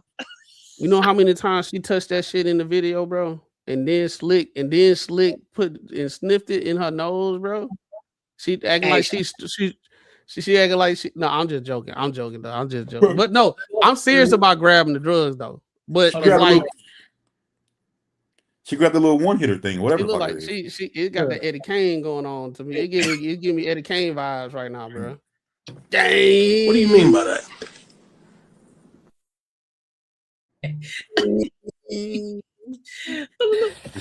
I try to tell everybody he needs some help. Needs some help. And ain't nobody would have fucking listen because he got the money. I can say whatever y'all don't understand. I live with him. He needs some help. Hold on, Courtney, pause real quick. Yeah, dog. Yeah, it's like me. If somebody would have gave me that bag, right, and they were like, "Yo, you know, just go in there and do what you do. Just figure it out." I would have went. I would have paused, saw the little metal thing. You know what I'm saying? I'd be like, "What the hell is this?" No, she went in that bitch said, "See, like." I'm trying to tell y'all. She's doing it, man. She's definitely doing it. Bro, we try to have a conversation like, man, what the fuck is this shit? Like, hold up. What the fuck? Yeah, dog. Like, what is in here? Should I be scared? You know what I'm saying? I be saying shit. No, she in that bitch, bro. And then look, when I held it out like this, like I don't know if this shit gonna pop out on me. Let me hold it out like this because I don't know what this bro. She didn't seen it in action, bro. So I'm telling you, she do it. Oh yeah. Hey, bro, she twisting that bit. That's what I'm saying, bro. She did like she used to do it. And this is it. This is it. This shit. This is what I'm fucking losing my fucking marriage to. This shit. Everything. This shit right here. I told everybody, y'all gotta help him. He is spiraling. I'm in here with him. I'm trying to love him through it. I was gonna run out the. She definitely put that shit up her fucking nose, bro. Hold on, fam. Listen. Bro. If you don't do that, you don't want that shit nowhere near your face. I was gonna run out the door. I was gonna leave him. But everybody told me don't leave him. He's struggling. I stayed, but not this year. We got the police involved. CPS, you lying on me. You making watch this shit. Watch. This is what I'm fucking losing my fucking marriage to. This shit. This shit right here. I told everybody, y'all gotta help him. All right, you see, she still got some residue in that palm. He is spiraling. I'm in here with him. I'm trying to love him through it. Yep. Hold up. In her defense, I gotta be honest. In the defense, she didn't go all the way to the palm. She didn't go all the way. She just only went halfway. She went to about right there to this part of the hand, and it's right here. So I can't see. No, bro. Hey, bro, look, let me tell you. Coke before, and you scared of that shit, you won't even want to touch it. You don't even want to go nowhere near your face. That's true. Hey, that's true, bro. That's true. Courtney, do you eat hot sauce? Yeah. Well, I mean, I put it on food, but I don't necessarily just eat that bitch. That's what I'm saying. Like you put it on food and everything, right? Yeah. Do you eat spicy food? Yeah. All right. After you get done with the spicy food, do you touch your eyes? Nah, I don't. Cause you know the reason why, right? I don't. I don't. All right then. I'm just trying to say that it don't look right.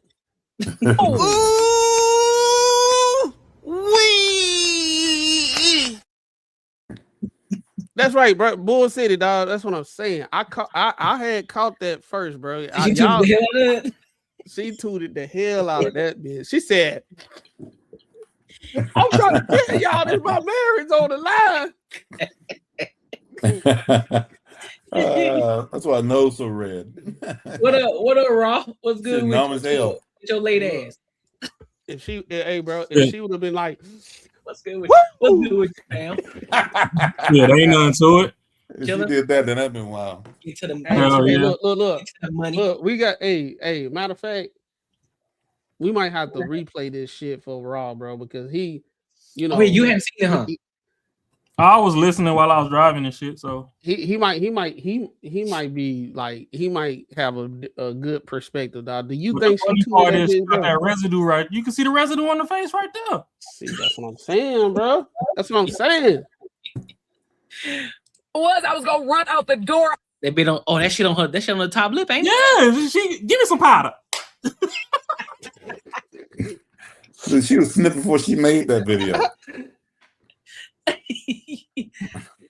That's 100% both of theirs. Come on, it ain't just his. No, I think, bro. You know what I think it is. It's on some Bobby Whitney shit, bro. It just in the confines of their house. Is getting active in there. Both of them on that booger sugar.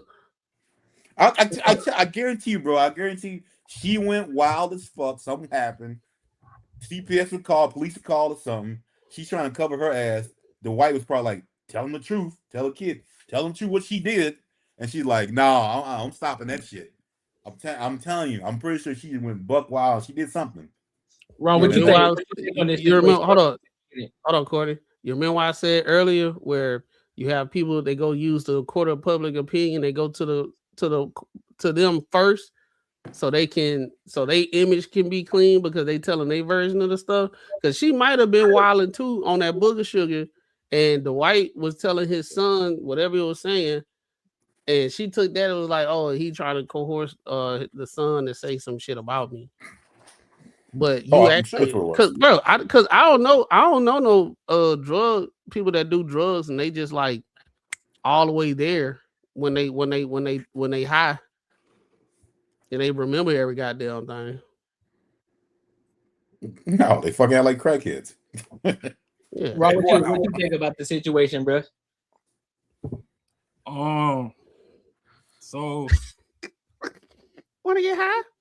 14 months type crazy to be trying to leave. So I think she got access to her demons and her demons are scaring her, so she's trying to run away. Because even if you want some cat stacks type shit, that was a hefty bag to pull out in the car.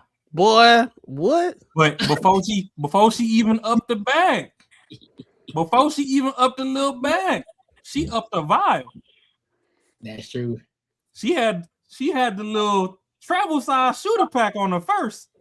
That's then true. She was like, "Oh well, I'm the plug too." She's like, "This I was is waiting for her to pull the baby. I was waiting for her to pull the baby oil out. Then she went as far as to pour a hefty amount of Mexican salt, like she was finna sip a fucking margarita, in her hand, and find a sneaky way to go ahead and hit that on camera, and got it all up on her face. So I don't care what bro going through. You should have did your demons before you cut that camera on, because we caught you. Gotcha, bitch. Hey, Courtney, it was, bro. Look, I'm Judge Mathis, bro. I know a crackhead when I see one, bro. You say she was dog, bro. It was too much crack there for her to be that stressed and not hit that shit, bro. It was too much. She hit it. I mean, how much longer is the video? She started licking her lips. She tried to get the little residue off. Oh, she cut it. In 5 minutes, she was done. I was gonna leave him, but everybody told. Oh yeah, that shit on her top lip. I ain't even noticed that. Don't leave him. He's struggling. I say, but not this year. We got the police involved. CPS, you lying on me. You making up alibis. You got. Yeah, I don't know, but I think. See, now y'all got me rethinking this shit. She probably hit Dwight. That nigga, man. Hey, Courtney, help me. Help. Hey, all I can say is Dwight. That's what she doing right now. Me. Yo, what the fuck? I ate noodles with no packet. Cereal. Yeah, motherfucker. Just like, oh yeah. What the fuck? Nah, I didn't, bro. I really didn't didn't realize that shit though. I'm gonna put but the question I wanted to ask you though, Ross, do you believe it? What's she saying? Do I believe her? Mm-hmm. So the look down, it said it all. I'm trying not to get friendly fire. Yeah. What she's doing right now, the way she's behaving right now, this is the general perception of how. Hey sis, you could kill me on your live if you want to, but this is how the general public views Jazz when she be on panels. Oh shit! God damn it! What do you mean by that?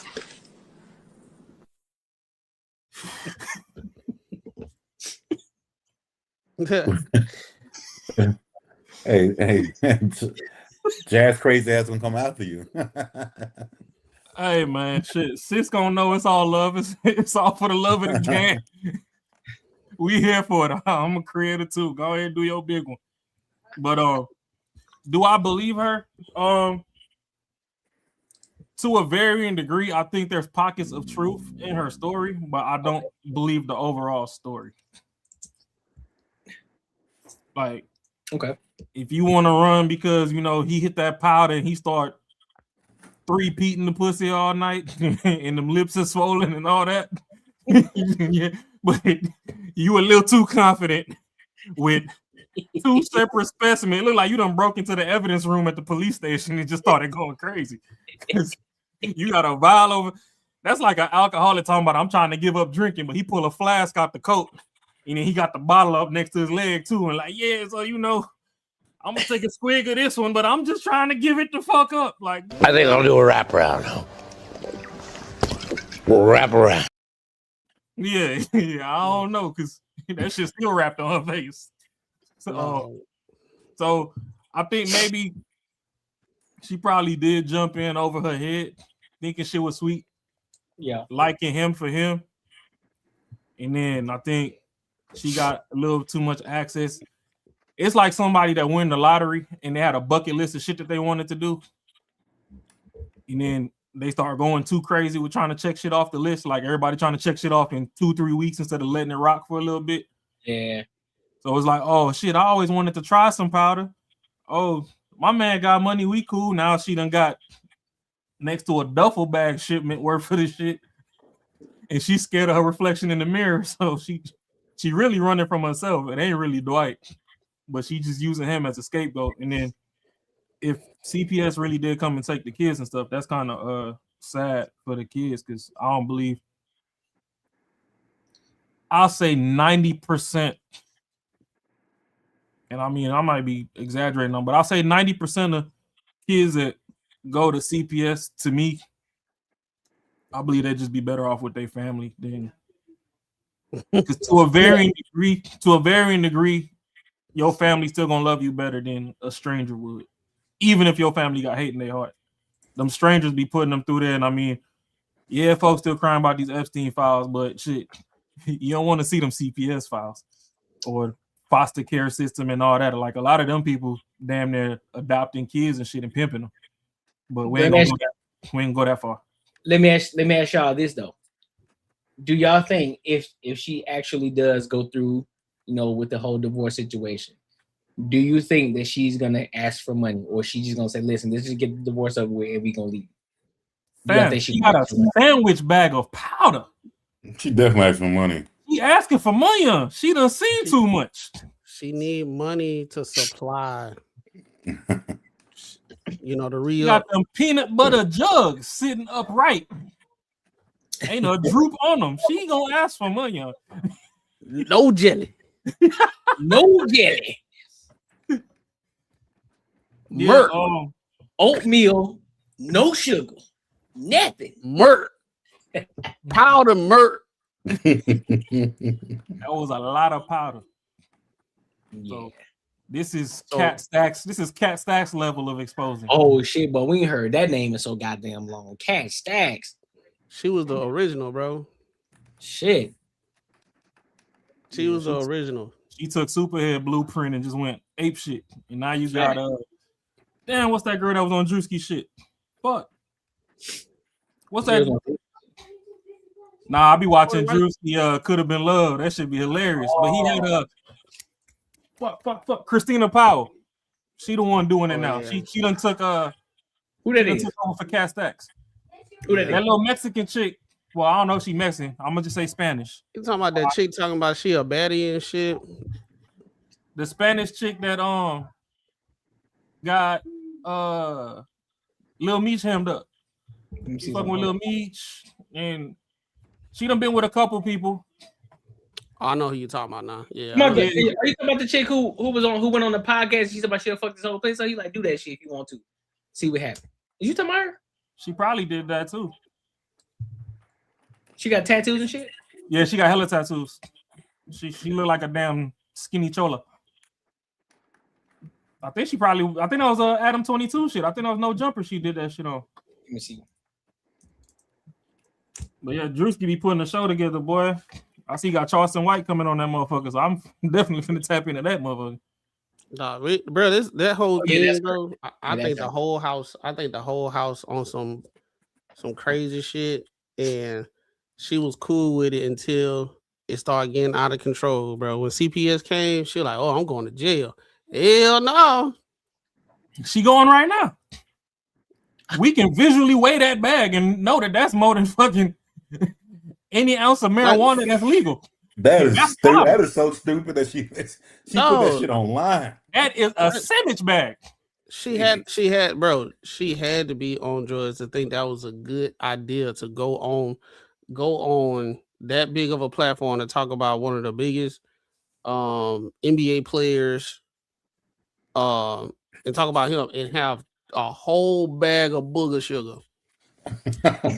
Like that shit look like the you remember they used to sell Kool-Aid back in the day? Mm-hmm. We used to mix the Kool-Aid with the sugar, and that was the candy. That she had that big ass bag. Mm-hmm. She was sneak geeking. Boy, she was like, I'm just trying to. Woo! Oh man, you took off the screen. I was about to get freaky with it. I was gonna say she do look like a good time. Oh Lord, you see them jelly rolls on her neck? Shit. She got that accordion, boy. Yo, wow. That throat stretch like the dope stretch, boy. Swallowed up. Have you ever been swallowed up? Boy, time was half of 14 months. Oh yeah, for sure. You said she was in there making snow angels? Oh yeah, they was getting it in for sure. They was getting it in, boy. She made a snow angel and looked in the mirror and seen some demons. Was like, I want out. I feel sorry for the kids though, bro, because they grew up in that environment, dog. Like that shit crazy. Unnecessarily. Environment or not, they got a highlight reel when they grow up. Boy. Yeah, my dad was on booger sugar, and he was dating this girl for 14. She got married to the chick 14 months.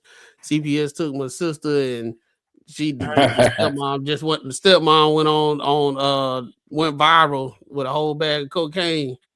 I done seen a lot of shit in the streets. I done seen a lot of shit in the streets. I ain't never seen nobody put the powder in a sandwich bag. In a sandwich bag. That's wild work, boy. She worked at Yogi Bear. She got a picnic basket. Would y'all think that was fake? Huh? I said, do y'all think it's fake? I think some of it is. I think some of it could be real. I'm talking about the drugs. Hell no! Did you not see her Rudolph ass red nose? Man, hey, listen, it could be fake. I never been around drugs, bro. I never seen it. Like I said before you got on here, I only saw it in movies and documentaries. I've never been up close to drugs like that. The closest drug I've been up to is marijuana. The sandwich bag might be fake, but she had a vial, bro. Oh, yeah, that is true. So you just ain't gonna buy that. She had a little Stanley flask, mini. Yeah. No, and then she mixed whatever was in the flask, the Mexican salt, and put it in the bag, and whatever residue she had, I'm just trying to tell y'all. Yeah, and had it all on her face, so I don't know. If she would have just upped the bag, then I'd have been like, all right. Yeah, that would have been something different. Yeah, that would have been something different. Yeah, if she would have just put it up and then she said she opened that paraphernalia. I'm cool. She dabbed that shit in the hand. So that's what I'm saying. That vial is the truth to the story. It's a little truth, and that bag is the lies. She put both of them on camera. Like, you know what I'm saying? Like, damn, bro.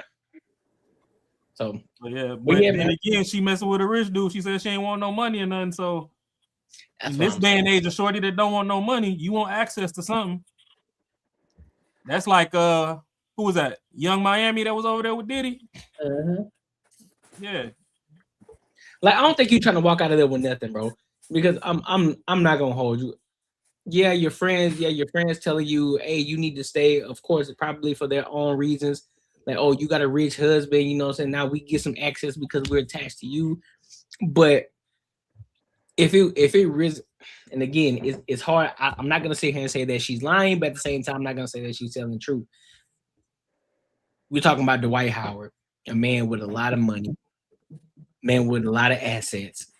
You said that you wanted a divorce the first time, but yet you turn around and say that you want alimony. You wanted alimony in that same month. So, and you only been married less, and I think when that time happened, you was married less than 14 months at that time. How she gonna get alimony? That's what I'm saying. So you asking for alimony, and you ain't even been together that long. So my question is this: is it really for love, or has he done something so egregious to the point like, nah, G, if you got me doing all this shit, you gonna have to pay me something. It gotta be one of the two, bro. Because you're not just gonna sit here and tell me you only been married for a year and two, and all of a sudden, like, I bet I want to get divorced now, and I want alimony. Come on, dog. Hey, all I'm gonna say is marrying a dude named Dwight and hopping on camera with Dwight around your lips. It's some elementary school comedy. That's wild, bro. I'm just saying, it's type crazy. Yeah, that's true. She had that powder. Man, she had that powder. Maybe she needed it to jumpstart her tear ducts or something. I don't know. Maybe the fire wasn't coming out the way she wanted. So you're like, let me go ahead and hit this sugar. I guess time would tell for the rest of it to come out. Man, yeah, she had that joint like foundation. That's crazy. Well, hey, make sure y'all like, comment, and subscribe for the algorithm. Make sure y'all hit the bell notification. You already know we talk about everything under the sun. As long as we get back to the money, real conversations and real solutions. All right, and also chat. Make sure y'all tap into the super chat goal. We are $96 away from the super chat goal, and we are $50 away from the Cash App goal. All right, so let's go ahead and move on to this next topic of tonight. Let's talk about Sharon Moore. You guys know the Michigan head coach, who was, alleged about to off himself with the butter knife. Yep. Had an affair with with an assistant. Was paying her an egregious amount of money. On top of that, getting into it. And so there's a trial, that's going on. He agrees to lesser charges. And come to find out, some of the stuff was not real, and it was a lie. So we're gonna get into it. We're gonna listen to the actual hearing, the actual court case, and then we're gonna give our thoughts and opinions. This one here is a little bit longer, so we can pause in between. If y'all hear something that was said and y'all want to speak on it, we can do that in between. All right. So make sure you like, comment, and subscribe. Let's go ahead and rock out.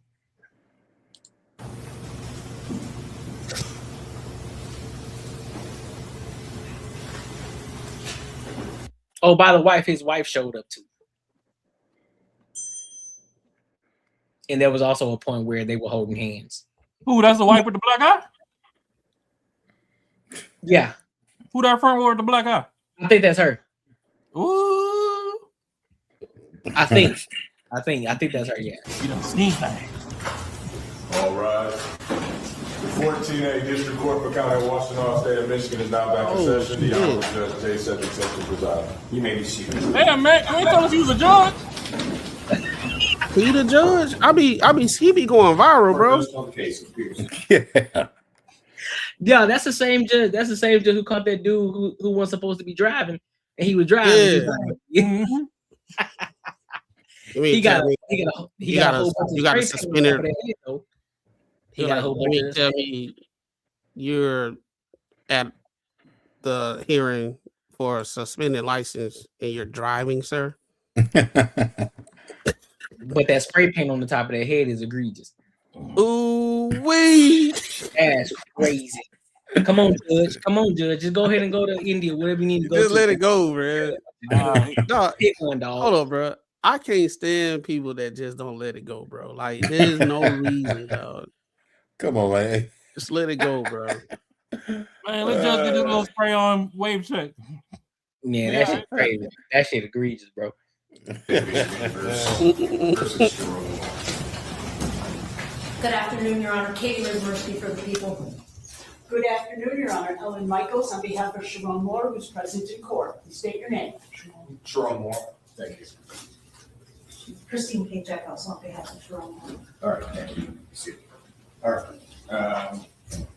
So date and time set for our Frank's here, things have changed. And even before you go on, I just want to express the court's appreciation for the hard work of counsel going through. I know it may have been a delay for the people that were waiting to see something, but your efforts were greatly appreciated. Ms. Richards. Your Honor, thank you, and I appreciate the opportunity to address the court. First, allow me to apologize to the court and counsel. I was needed unexpectedly elsewhere in another county on a special prosecutor case this morning that went perhaps a little bit longer than expected. And then as life unfolds, I was rear-ended in a gas station parking lot. Everybody is fine, but I really appreciate everyone's patience. Damn, she got a fatty. She got hit from the bank. Judge, I appreciate the opportunity to address the court about what has transpired and where we have arrived. This case, as is true with many cases, Your Honor, is alive and sort of moving and breathing. Investigation has been ongoing. An exchange of information has also been ongoing. As a result of all of that, where we have arrived, based on what we now know, is that we feel the most appropriate charges to address the defendant's behavior on December 10th of 2025 are two additional counts, counts 4 and 5.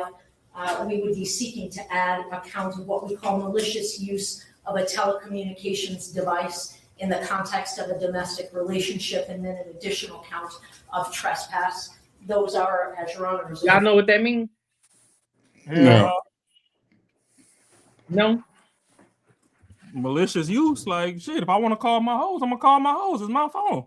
So I don't know what she's talking about. Interesting. Where misdemeanor matters.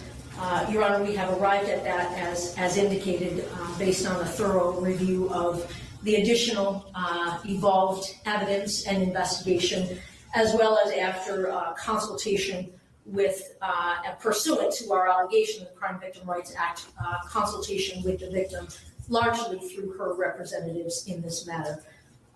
Your Honor, one comment I would like to make specifically about the additional. Hey, I got a jokey joke. Pause it real quick. Telecommunications device. Yeah. You ever watch the Adventures of Billy and Mandy? No, I ain't never seen that. Cartoon on Cartoon Network? Yeah, she look like a little Grim Reaper off that motherfucker. But yeah, all right. We say bullshit says it means, hold on, let me pull it up. He said it means communicating threats on the phone. Ah, okay. Oh. Good to know. Communicating threats on the phone. Got you. All right. In the context of a domestic relationship, as this court is aware, but I would like to be clear for the record because of, I know, docket and calendaring purposes. Your Honor, we did not at the time of issuing initial charges in this matter, nor do we believe now after additional evidence has been presented to us, do not believe that there is sufficient evidence to prove a count of domestic violence in this matter, not historically and not what happened on December 10th. So, but somebody mute they mic. But basically what they just said that they didn't find no evidence in regards to domestic violence. So that was a lie in what old girl was saying. That was a lie. So we are obligated, as this court is well aware, legally and ethically and morally to not charge that which we do not think we can prove. What we do believe the evidence supports is criminal misbehavior in the context of an intimate partner relationship, and that is why that tag-on is on the malicious use charge. Your Honor, it is my understanding that pursuant to adding those counts, that there will be a plea as a result of that, but I leave that to counsel. Do you want to say something? Yes, thank you so much. I'd like the record to be clear that the negotiated disposition involves a dismissal of the 3 charges that had been charged. That was not mentioned in the recitation by the prosecutor's office. That is absolutely correct. The end result of where we land by adding on the counts is that my best understanding is that the defendant will enter a plea to those additional counts, and in exchange for that, we will absolutely dismiss the originally charged 3 counts. Thank you. And that would be an entering of a no contest plea to count 4 and count 5 with the dismissal of count 1, 2, and 3. Thank you. Hey, so the girl doesn't have to be in court? What's up? The girl doesn't have to be in court? I don't think she does. That's wild. Okay. That's indicates that the defendant will as to the charge of malicious use of a telecommunications device, domestic relationship tag. That is a misdemeanor punishable by up to 6 months incarceration. He will also be pleading no contest to the charge of trespass, which is a 30-day misdemeanor. Upon successful no contest plea to those charges, counts 1, 2, and 3 will be dismissed. That is the court's full understanding of the agreement. There is, however, one other thing that should be mentioned, and that is with reference to sentencing. The court is going to be given full. Hold on, hey, just one more second. Yeah, go ahead. I just he's off topic, but there's no way in hell he thinks that people believe that's his hair. Like, it's like no way. It ain't no way, man. I mean, I know some people like you kind of blinded if it's you, bro. There's no way he really thinks, man, I'm getting away with this shit. Some people think this is actually my hair. There's no fucking way, man. Crazy as hell, bro. God damn, bro. Review to sentence under a deferred program. That is the court's understanding. That is also correct, Your Honor. That is correct. Very good. Mr. Moore, counsel, if you could approach the podium, please.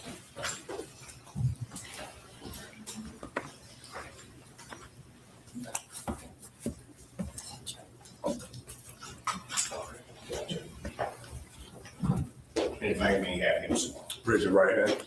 Do you solemnly swear to affirm the testimony you're about to give will be the truth, the whole truth, and nothing but the truth, so help you God? Yes, sir. State your name, please. Sharon Moore. Mr. Moore, it is this court's understanding that you are going to be pleading no contest to 2 misdemeanor charges. The first charge is the added count 4 of malicious use of a telecommunications device involving a domestic relationship.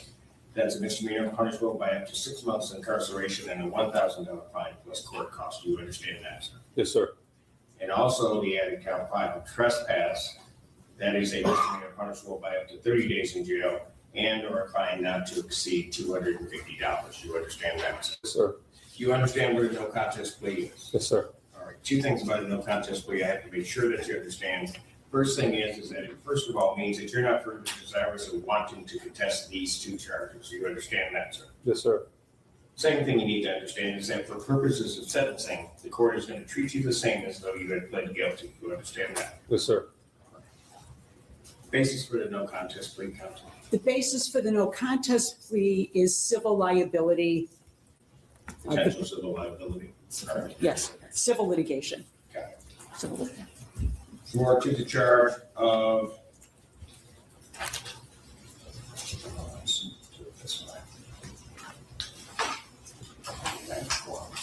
malicious use of telecommunications device. How do you do it? No contest. To the charge of trespass. How do you do it? No contest. Now you understand that by pleading no contest, you'll not have a trial of any kind. Yes, sir. I don't think he has executed a vice rights form. I think he did actually. I don't think.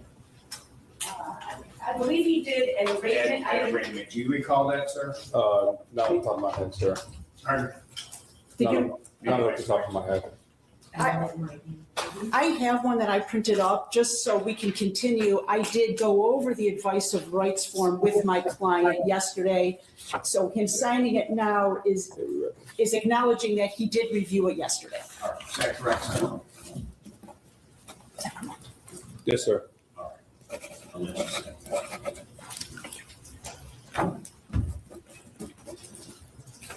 Did you have any questions regarding any of the rights that are contained on that? No, sir. You understand that by pleading no contest, you're waiving or giving up the rights that are contained on that. Yes, sir. Particularly the rights that are contained under paragraph 5. You'll see a copy on the podium, which are your trial rights. You understand that you're giving up that? Yes, sir. You understand you're giving up your right to appeal? Yes, sir. Are you on probation or parole? Has anybody promised you anything other than what's been stated here today on the record to get you to clear? No, sir. Has anybody threatened you or coerced you in any way? No, sir. You're doing this voluntarily Yes, sir. and of your own free will. Yes, sir. The court has been provided and has reviewed thoroughly Pittsfield Township Department of Public Safety report for their case number 25-25629.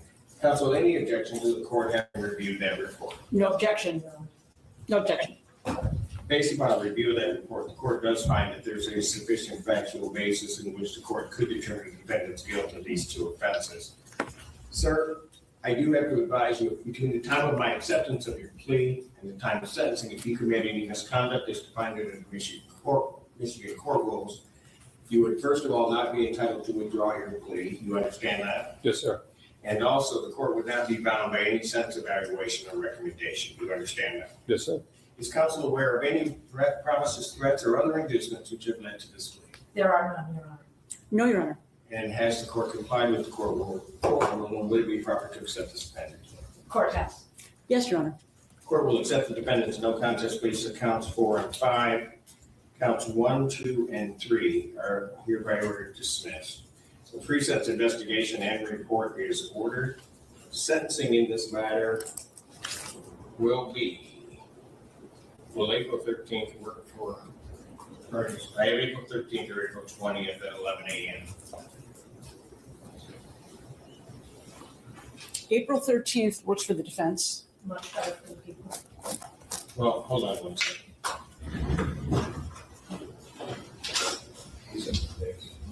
Sure, like she got autism. A lawyer. Don't be mean. Don't do that. No, for real, like she look like or something. I wouldn't even try to be funny. April 8th, will that work? I'm not available. I'll be in trial in Oakland County. And the sentencing will go smooth. April 22nd in the afternoon. That's good for the defense. Will that work for the people?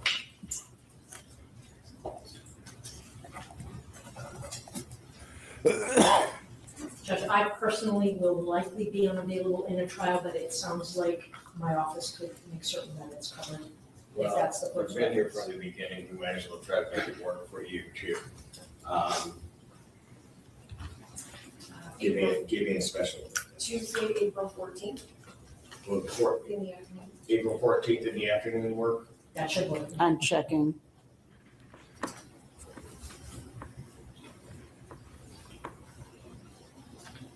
April 14th works for the defense. April 14th, 2026 at 2 p.m. 2 p.m.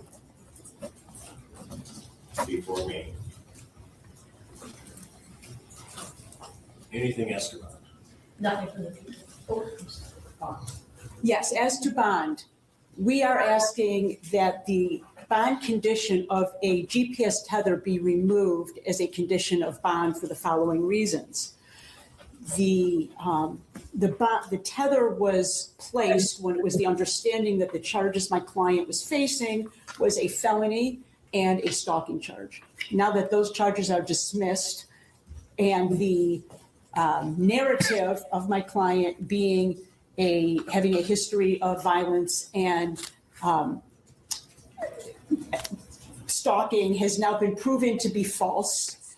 It's our position that the tether is no longer necessary. There is still in effect a no contact order by my client to the complainant or by any third party to the complainant. He will absolutely abide by that no contact provision, and he has no intent to by himself or anybody else to contact the complainant.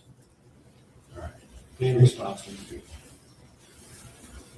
Your Honor, I would say that I am comfortable leaving the matter of the tether in the sound discretion of the court. I will reiterate that our victim's most fervent desire is that the no contact, either direct or through third party order, remain in effect, and that is highest priority and therefore ours. All right. What I'm going to do, and that provision regarding the no contact either by the defendant or a third party does remain in effect. I'm going to, at this time, however, deny the request for the removal of GPS tether until such time as the defendant has been interviewed by probation, and I will make a decision on that based on a recommendation from probation. All right. Thank you for that consideration. Thank you. Anything additional? No, Your Honor. Nothing from the people. Thank you. Fantastic. Again, thank you both for your hard work on this and for giving it time. Thank you. Thank you so much. All right, so first and foremost, I'm gonna go ahead and say this. He definitely fumbled a huge bag. He fumbled a lot of money. He left a lot of money on the table fucking around with these bad pockets. You know what I'm saying? But let me ask y'all, do y'all think that he's gonna do any prison time? Based off of everything that we know now. Do you think that he's going to do any prison time, or will it be, just pretty much probation? I don't think he'll do any prison time. I think the damage is done though. But I don't think I don't think he'll do any prison time. I think it'll come out that he, that it was consensual, and it was nothing more than that.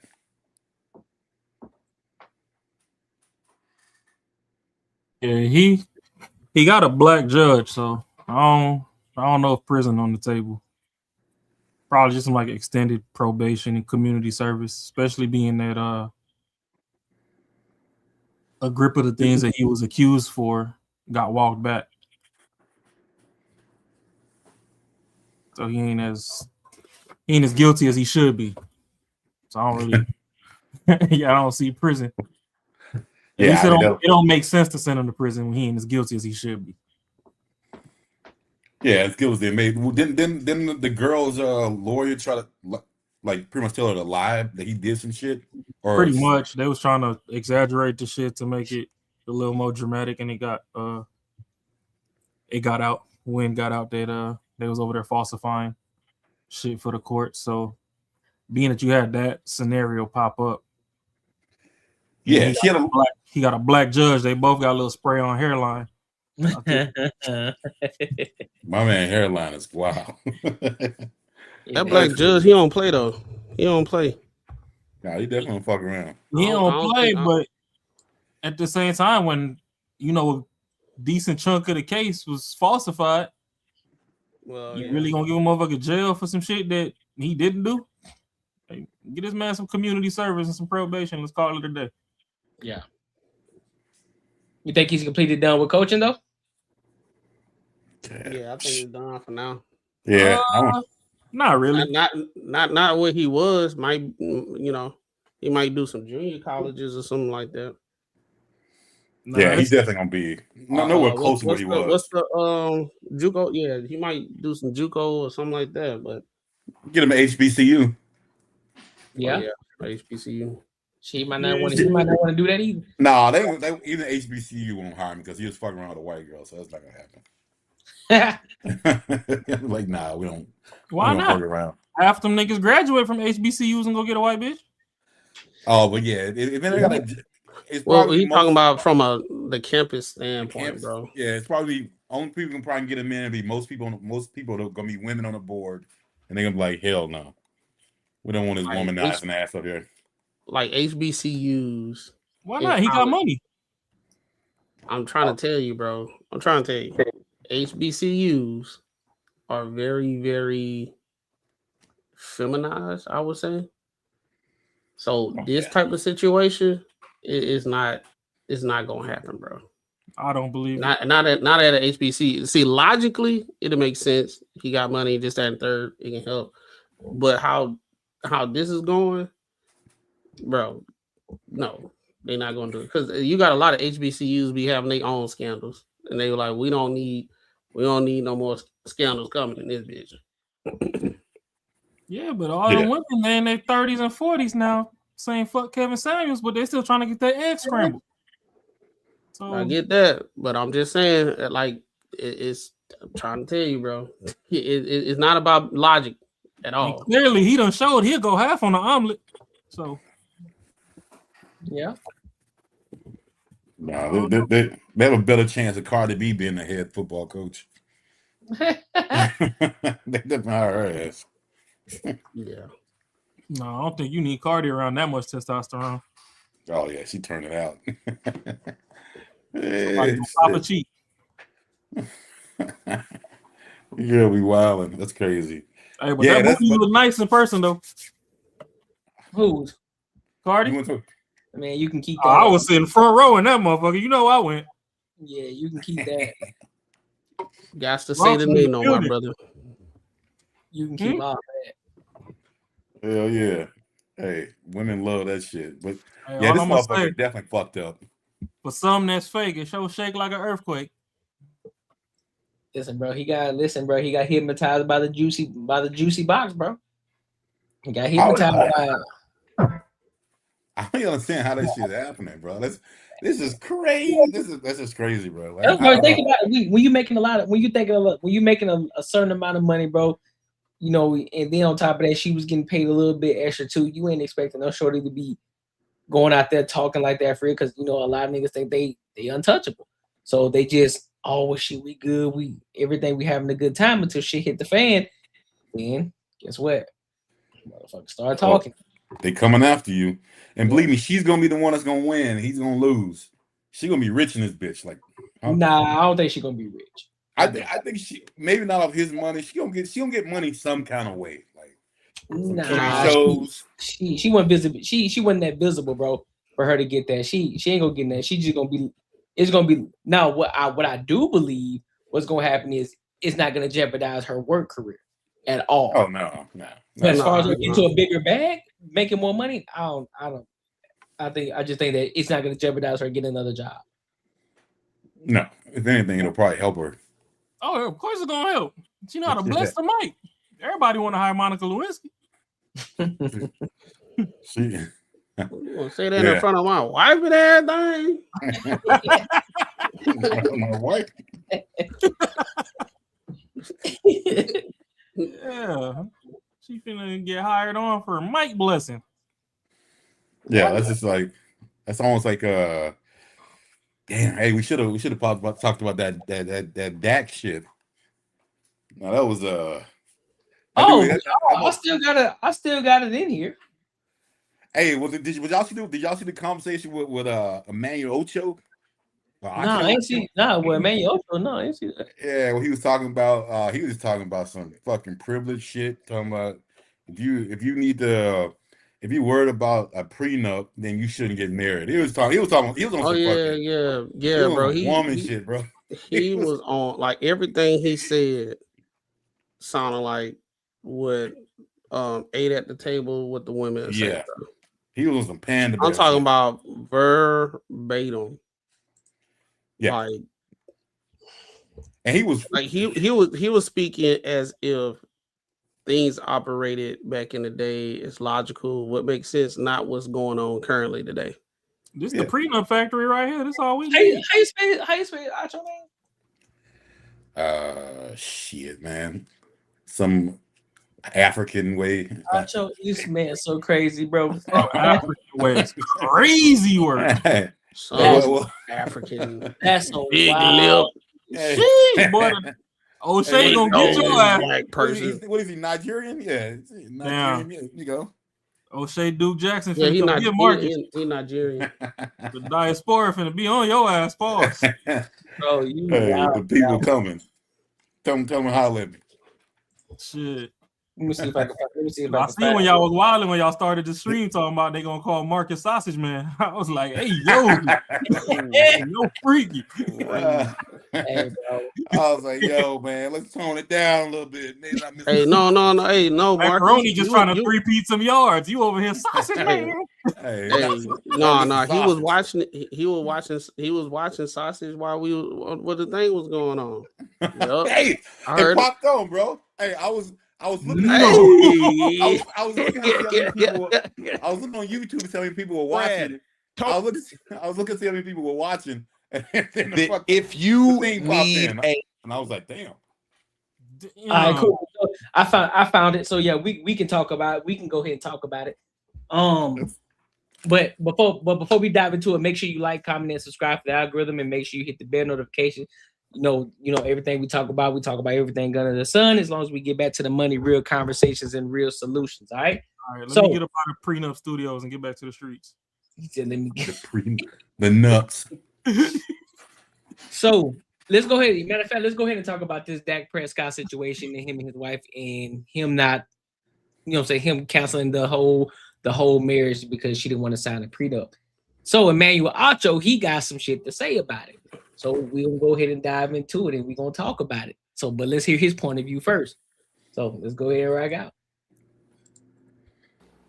I'm anti-prenup. I believe that if you need a contingency plan for marriage, you shouldn't be marrying them. Oh my God. If you need to protect yourself from your future partner who you have to lay in bed with every night, the potential mother or father of your children, you shouldn't be marrying them. A prenup to me is like a seatbelt on an airplane. if you need that seatbelt on an airplane, you got way bigger issues than the seatbelt. Airplane going down. So I got money. Pause it. I'm sorry to do this, actually. They have seatbelts on airplanes. You have to buckle up. That's my point. They got seatbelt signs to say buckle up when turbulence happens. Shit might happen. Unplanned shit might happen. That's why you got a seatbelt. You got seatbelts on when you take off, and you got to keep them on for a certain amount of time. When there's too much turbulence, they tell you to put the fucking seatbelts on. And when you about to land, you put the seatbelts on. What the fuck is he talking about? That was a terrible analogy. It actually was a good one because shit, you do need seatbelts just in case some shit do happen. Yeah. It actually hurt. It hurt his case. It hurt his argument. That's what it did. It was a good one. It was a good bad one. Yeah. Yeah. It was really good, but you was it wrong because it did not help your argument at all. No, bro, this the dumb dude stands when he be talking some shit and think he cooking. They always raise their shoulder up and look at everybody like, I'm telling you, you feel me?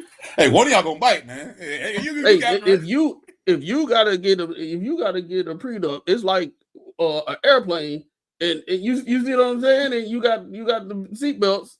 That plane going down, bro. This is the thing though, Courtney. He is planes go down when they land, bro. Bro, he is so articulate with his words. He's so articulate with his words. You probably eat this shit up. Like a lot of times, people just some people just eat this shit up because he's so goddamn articulate. So it's like he know what he's talking about. Even you know what he's thinking about. Like two snaps in a circle. Yeah, shit. They start doing this shit right here. Yeah. Prenup. I understand the thought process behind it, but if you're entering into like a covenant with an individual who quite literally controls your life, you will be asleep next to them every single night. They control whether you live or you die. If you are in the hospital on life support, they dictate if the doctor pulls the plug or does not. And you want a prenup? Yo, I'm just anti. This is and I don't know what it is, but lately we just been disagreeing. Are you kidding me? Yeah. I stand with Dak and the number 4 Cowboy shirts right here. What? Okay. Wow. Do you got a car? Of course. Do you drive? Of course. Do you drive every day? Of course. Okay, bet. Do you look to get in a car accident? Never. Oh wait, do you have car? Do you have insurance? Of course. He wants to get married. He's not looking to get a divorce. But in the event that it might happen, I've got security. Same way when people got a car insurance. You got a car, you drive every day, you share every time. But even if I get in a car accident, I'm protected. All I'm saying is this, man. Like, to make all that type of money, right? And you see times where people get divorced and they talk about the person gets half. I look at the Tiger Woods situation. Tiger Woods, I mean, he was wrong for everything he did. But you gonna give him half though? Half? Look. Hold on, I got a rebuttal. Because here's the difference. For the car. When you buy you a whip, you already know a car accident is potentially inevitable because there are hundreds of thousands, if not millions, of drivers on the road. I've never got a car accident. Hundreds of thousands, if not millions. I've been driving since I've been 16 years old. Shady, what I'm trying to tell you is, if you are relating a marriage to a car accident, the marriage is between two individuals. He's still fucking it.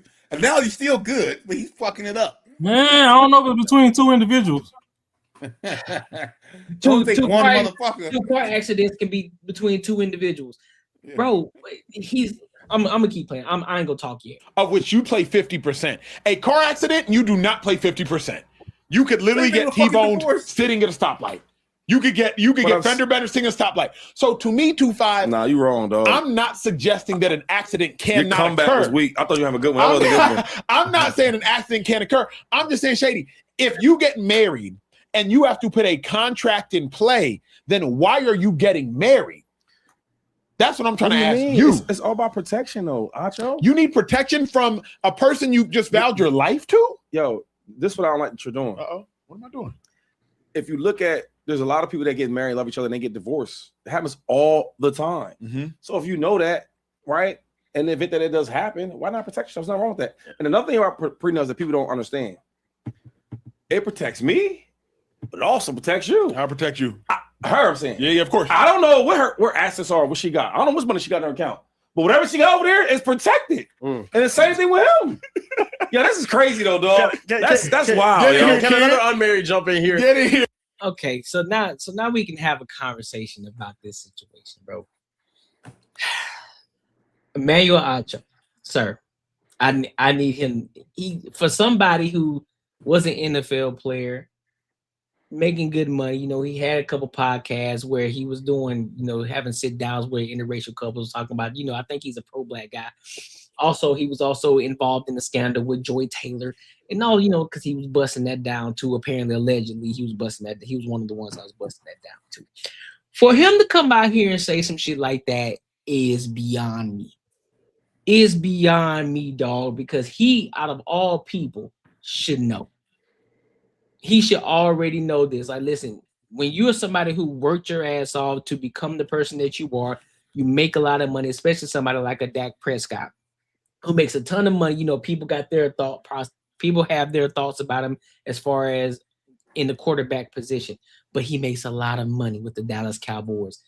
Why wouldn't somebody like him protect himself and his money when he's meeting a woman, which I'm pretty sure he met this woman while he was in the NFL and he's already in this position that he's in?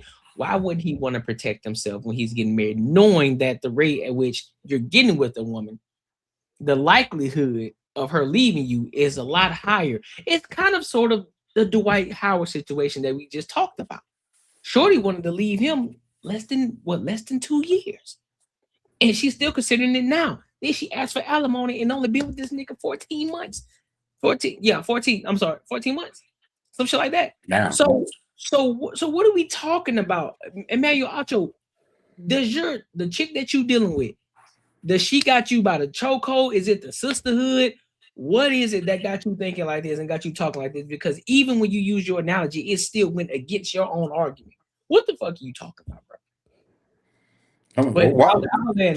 Why nobody else go against the people who like are against the prenups, the one who has the most to benefit from it? Well, I don't understand why it's the person who made the money work for it for themselves, or the ones who are looked at like that's fucked. That's if anyone's looking at it, that's fucked up. But then I was looking the other way. Like, means if you really love me, well, who gives a fuck about my money? I want to keep what I got. Like, why would you care about that? That shouldn't even be on the table here. Like, this should be like a normal conversation. Yeah, no, that's yours. Keep it. And this it's crazy because it's always the person who's got the most to gain are the ones who are doing the divorcing. So, like, if you got a lot of money, if it's a dude, a lot of times it is a dude. It's usually the wife. But let's keep it funky, man. It's usually the wife in every scenario. It's not rich or not. She could be rich, and she could be the rich one. He could be the one that doesn't have as much money. She still might go for the divorce, and then if he gets alimony, guess who's bitching? She is. Or if for some reason he got half of her money, I guarantee she's gonna make him sign a prenup. Then they really believe in that prenup when it's their money. Like, when it's not their money, then that's unfair, and you want to leave me out in the cold and the dirt and shit like that. It's crazy. I just don't know, as a man, how that wouldn't even be how would that even be a conversation, man? I don't even understand how you could even entertain that conversation to be like, oh, I understand how you feel about this. You don't want to sign this prenup, blah blah. That shouldn't even be a fucking conversation. Like, I don't even fucking understand it, bro. That's crazy to me, man.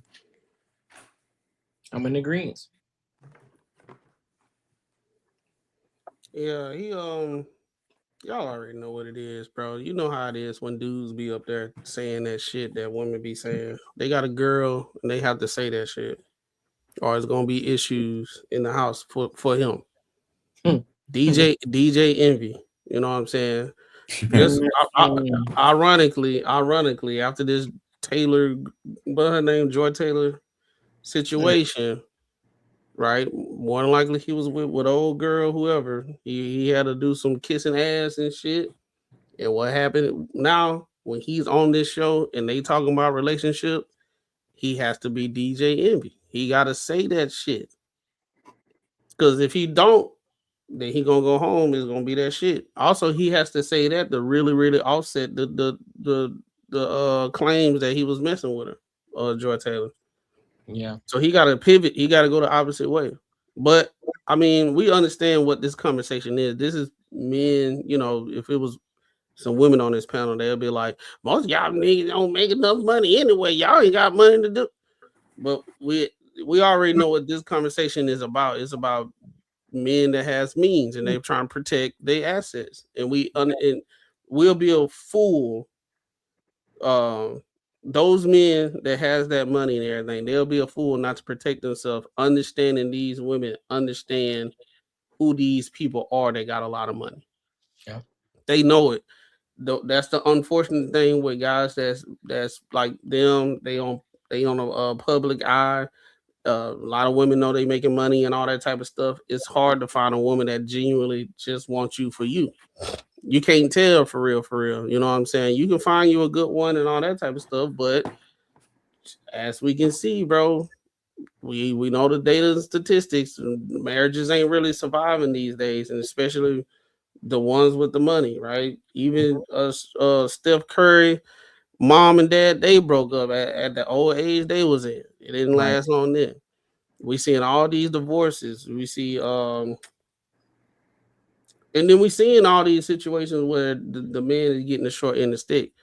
And the issue is a lot of women have this negative connotation with the prenup, but the prenup actually protects both of y'all, right? If I'm gonna be, if I all that shit that Ocho said, if that's the case, cool, do this prenup, and I'm telling you, you're gonna be taken care of. I have these assets. I agree that you can have these things if we break up, and we agree to it. You get shit, I get shit. We just both of us move away from each other fair. I don't want to do it. But how everything going in society right now, we see it like all the time. We see that shit all the freaking time to the point that men are saying like, I don't want to be in that situation. Right. Now I understand a lot of women, they don't course correct. They overcorrect. They don't course correct when it comes to like dating. They do the same shit. You hear them complain about the same shit all the time. This man manipulated me. He did this X, Y, and Z. And I got 2 kids by him. I got 2 baby daddies, but I was young and dumb and everything. But if you was a course correct and you seen since movies from the 90s, there's ain't shit men out there that don't care about you that just want to crack.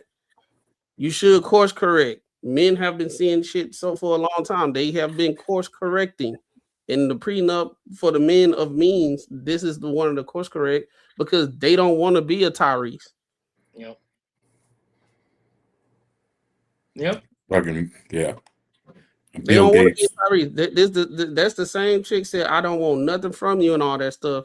But she asking what it was, like $30,000 a month for one child? Yeah. And they said when they was together, they never even spent anything close to $30,000. It's ironic that the first thing that you showed was a woman when she had to pay child support and how the uproar that was. But now the man want a prenup. Now the goddamn the trumpets from heaven and goddamn been blown and everything finna go down here from here. Yeah, because the thing is, because what pisses me, I think what really scuffs my Air Force Ones is that That you sound hurt, dog. God damn. Ooh, not the all whites. Not the all whites on the first day of school, bro. Like in the morning before the first bell. That one hurting the soul. You laid the clothes out the previous night. It's crazy, bro, because it doesn't make sense to me. Because if you truly rocking with the dude, it's like, all right, peep this. I don't plan on leaving this man at all. So even if I do decide to sign this prenuptial agreement, your plan is to be with this man forever. So the thought process of you being divorced in the first place shouldn't even cross your mind, right? So if you are a woman, and this is why I always have this conversation, I always talk about men, it's always men got to understand the women. Men always got to understand the women. But then women don't never try to understand the man. Now, there are some people who say, well, she's supposed to. No, nigga, she's supposed to too. Because that's how she's supposed to add value to him, right? This is how she's supposed to understand this man too, how he operates. And if she knows that this man is a man of means, this man just came across a $240 million contract. $240 million. Most people can't even fathom that. You really think that this man is going to be very irresponsible and not sign a prenuptial agreement with you, knowing the fact that you weren't getting it out the mud with him, you weren't there struggling with him, none of that shit. You just enjoying the fruits of his labor. That's what you're doing. And so your ego is so big to the point where you're like, you know what? Fuck it. I don't care because I ain't here for your money. I'ma sign it. Boom. It is what it is. Now, mind you, he could be the type of guy. Let's just say that it did happen. They did get a divorce, right? I don't believe that he would be the type of guy that would say, especially if they've been together for a significant amount of time. I do not believe he would be the type of guy that would just send her off to the wolves and to the shark and say, nah, bitch, you got to get it on your own. I'm pretty sure he gonna break off some shit. But they don't think like that. So therefore, it's like, girl, you better get it while the getting's good.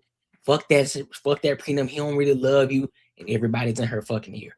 You know what it is, bro. They cannot think outside of how they handle shit. Yeah, they know if someone came about, even if it was he not paying enough attention to me, it's his fault. I ain't giving him shit. Like they know how they would. They can't. That's how it's so hard for them to put anything general. They just know how women work. And I think the reason they're so like against that prenup is because they think if she doesn't understand a prenup, he's gonna stick out her bad behavior. He's gonna stick that shit out because he don't want to lose half his money. Yeah. So she knows he might not deal with her bullshit if she brings bullshit to the relationship, and he might just let it go because at that point he's gonna take what's his. So I think that's the way they come into the situation, how they would handle it. Because they say, yo, if this dude fucking makes me not happy at any point in time, or he's not doing what he needs to be doing, I will choose me and leave. So I mean, that's exactly what they're doing. They can't put themselves outside of, they don't know how men work, that we don't work that way. So, or they can't grasp that. They gotta only process it the way they would do it. No, what it is, bro. What it is for real, a lot of women are very individualistic, right?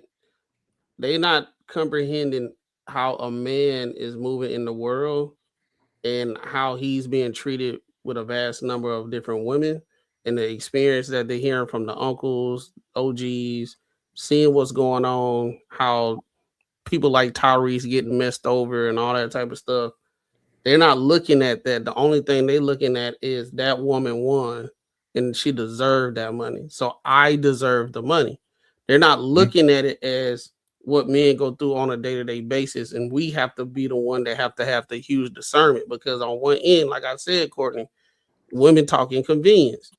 They say we need to choose better. So we're doing things so we can have the discernment in putting things up so we can have how we can choose better. But if we put in things that exclude them from being chosen, or we putting parameters up, now is a situation that we're toxic. You're the same woman that said that we need to choose better. Okay, I'm going through, I'm not trying to be like a Shannon Sharp, right? So I don't want to be with a woman that just want my money. So what I'm going to do is have a prenup. You're going to be taken care of. I'm not going to leave you to the streets or nothing like that. Right. But you got to sign this prenup. A woman that's really rocking with you and all that stuff, she'll sign it. Ain't no issue. Because long as we looking at the paperwork, both are, we looking at the lawyer is giving us the technical verbiage of the contract and what I'm getting if it doesn't happen. Okay, I'm cool with that. Let's proceed. You know what I'm saying? We ain't got nothing to worry about. But when women hear prenup, that means that's a possibility. I'm not getting nothing, because that's been driving in their head for years and years and years. Yep. Right? It's the boogeyman complex. If he asks for one, that means he trying to use you, and when he leave, you just can't do shit. You shit out of luck. Cause you still ain't even fully protected when you got a prenuptial agreement. That's the crazy part. Because if you got a kid, by Yep. So that's how Tyrese got. You know what I'm saying? So that's what it is. They think individualistic. They don't care about the experience that men go through. They don't understand navigating through. And it's never. Anytime you talk about the type of women that are out there, they never exist until we get got, and women tell us that we need to choose better. Yeah. But it's like being in a union. It's the same thing as a union. Like, it isn't. I mean, do y'all know a lot about unions? I don't know a shit ton, but I know. I heard what I hear is you gotta be a real fuck up to get fired from a union job. Yeah.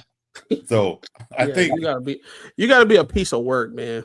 Yeah. So I think they look at it like a union. Like, I can come in and be me. I can be my shitty self. I can do me. This motherfucker ain't gonna leave me because a majority not. Because if he does, I'm definitely gonna be taken care of, and I'm gonna have half. And he don't want to lose half his shit. Yep. But if they ain't got that protection for them just to be a good person, then that's why they don't want that shit. They don't want it because they like it's too much. It's too much a risk for them to be a fucking good person. So wait, they did not go through with the wedding? Nah, he shelved that shit. That press conference said, "Hell nah." He said, "No, we ain't going." What happened? No, she she sure went through with it. She got the ring on Instagram.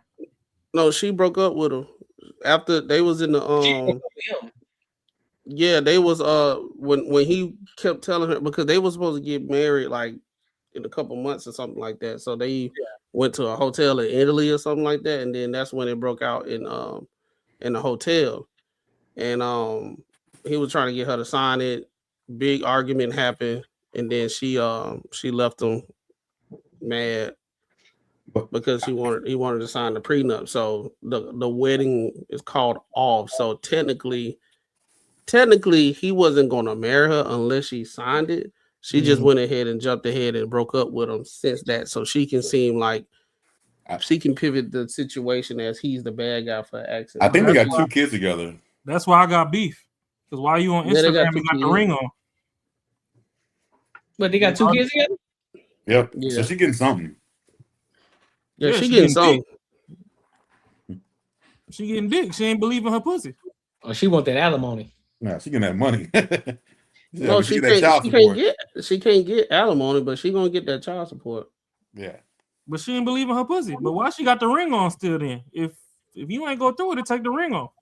Oh, that'd be the problem. Women don't get what's his name? Like a stack, not Stackhouse, but fuck, what's his name? Gilbert Arena shit. But this be the problem with women. They don't get married to actually be involved in a relationship. Yep. They get married to have a fucking free vacation and pictures to brag to all the other bitches that they made it out the game. And they don't even plan on staying out the game. They just want to say that they made it. Oh, okay. I done knocked that off the bucket list. I done did that once. All right, back to the free market. I miss getting ran through. Because ain't no way. Like, if the shit got called off, why you put the ring on? Yep.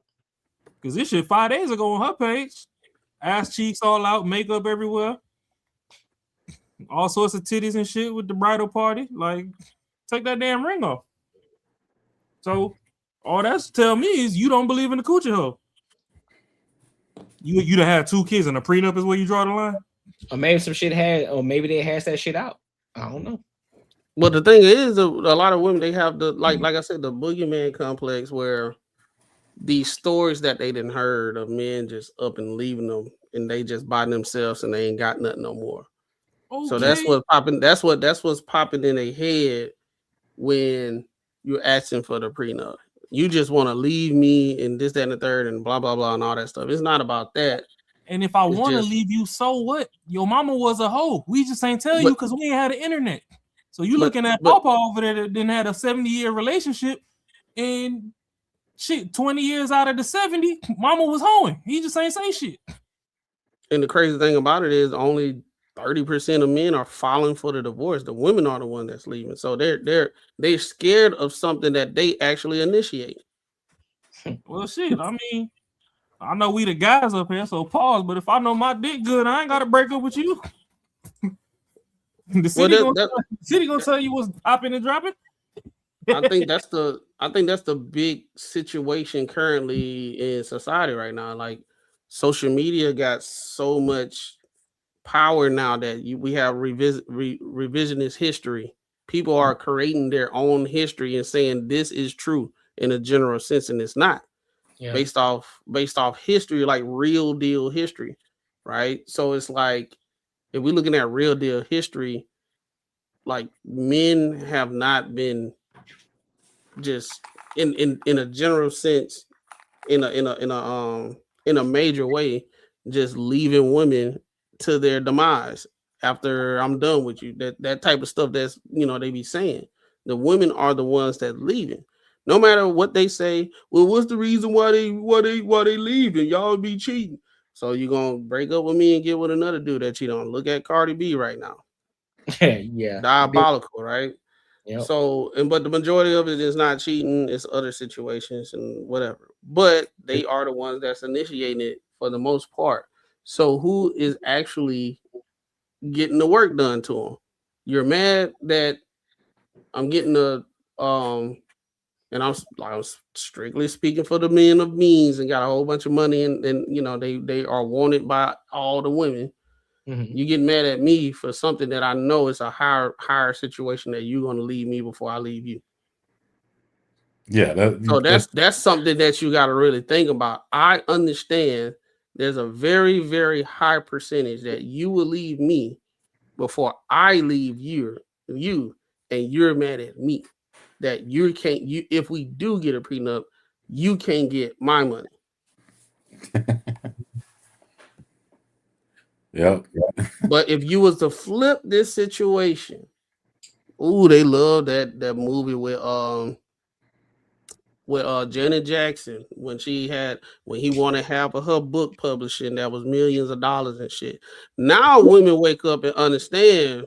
Oh, why did I get married? Understand? Why did I get now? They understand. Well, Mary J. Blige going through what she. Oh, now they understand. When Wendy Williams going through, now they understand. Now why do I going through it? She worked hard for what that he ain't do nothing for. Oh, now they understand. Mm-hmm. You know what I'm saying? So the convenience court, like I'm right when it comes to this. It's convenience dependent on the conversation where they can be the victor or victim.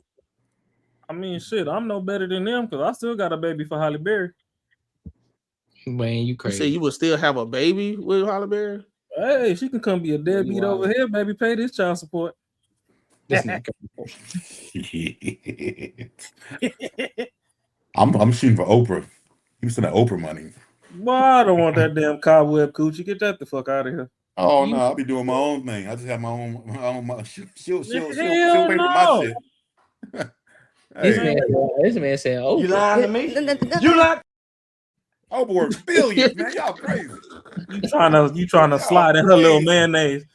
Boy, y'all crazy. Man, I still have a side chick. I don't care. That coochie probably got super glue in there. You're gonna get one stroke and get stuck. Hey, Oprah gonna be like, yo, man, just be here on Tuesday. I'm like, all right, cool. What the hell? Oh my God, no way. Oh, you motherfuckers know y'all be right there. The hell no. I'm straight, bro. Hey, Marcus. Marcus, I do not judge you. People account. If Oprah really was rocking with you, I'm pretty sure a lot of these dudes be like, I ain't gotta work. You got it? I'm doing it. Yeah. I'm going. Hey, look. I'm telling you, a whole bunch of dudes, they didn't smash some swamp donkeys that look 10 times. Boy, it's out the mud. We got Rashad McCown. Dog, y'all, bro. I ain't talking about for me. I'm saying in general. I done seen some baby mamas that's diabolical. What was you drinking? Hey, stuck with him. Yeah, Oprah, my dude.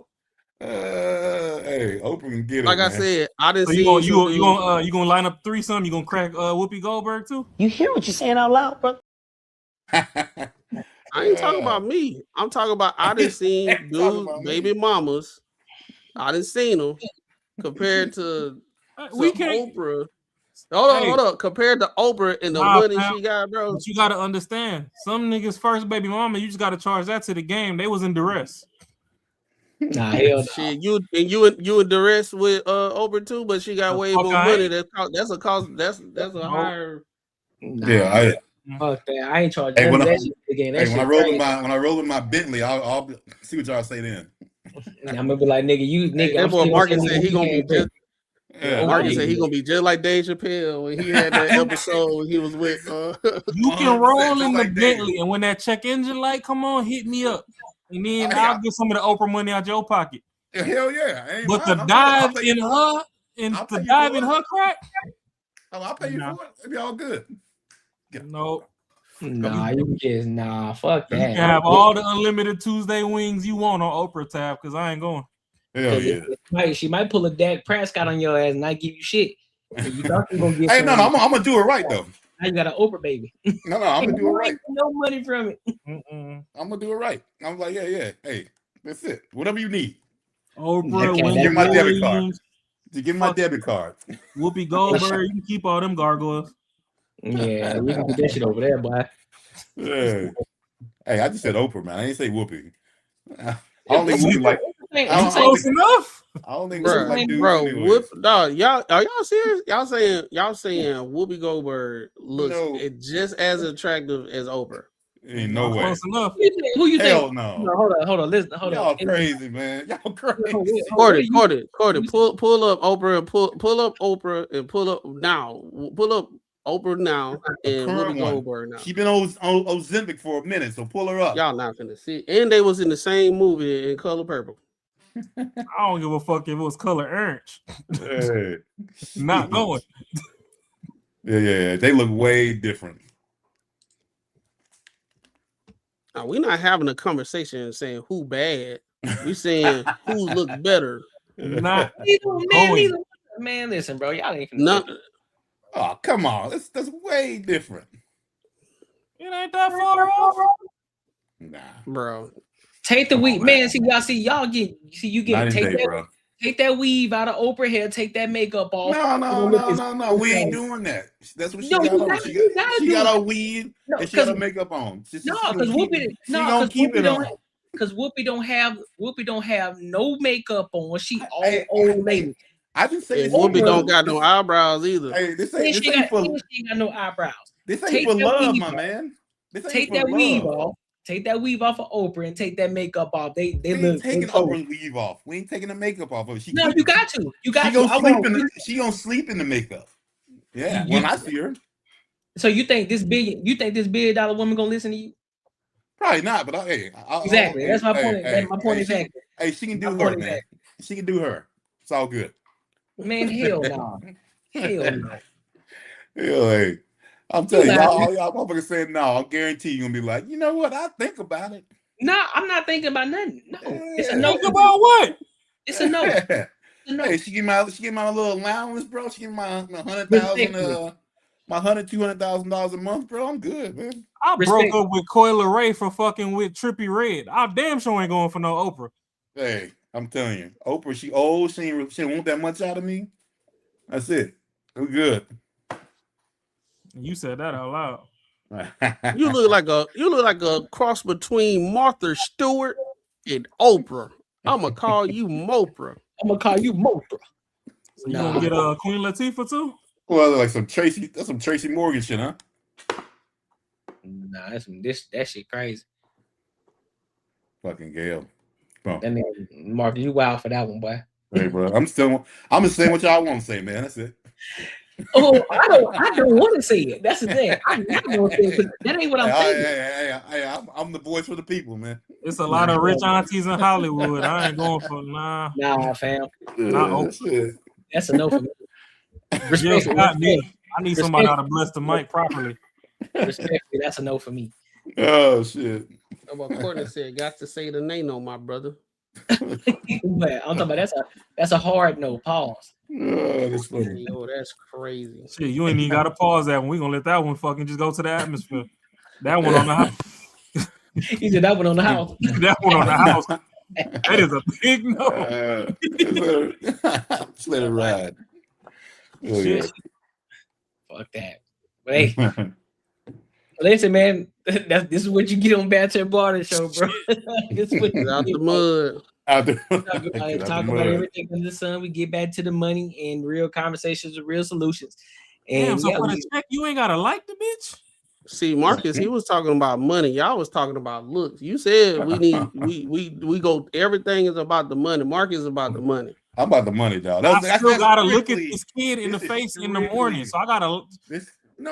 She ain't gonna. Hey, Oprah don't want me like that. Hey, if there was an option, believe me, I'm gonna be the side dude. And I'm okay with that. She break me off some money. I'm cool with it. It's all about money, dog. This is it. Yeah, that's if she break you off some money. That's what I'm saying. I don't know what Drewski done told Buffalo Wild Wings to put in the wings that they sent to Marcus' house. Hey, but we one right around the corner. Got some cognac in it. Get the cognac wings. Fam, I'm right. Sorry. The same way Mac talk about swamp donkeys, I probably done hit 1 or 2 or 3. And I can tell you one thing for sure. The ugly ones don't get nutted in. The ones I don't like don't get nutted in. So the fact that you can turn all that shit off just for a check, that's why I work. Hey, bro. Hey, I at least like you. I ain't. Hey. Yeah. I'm good, man.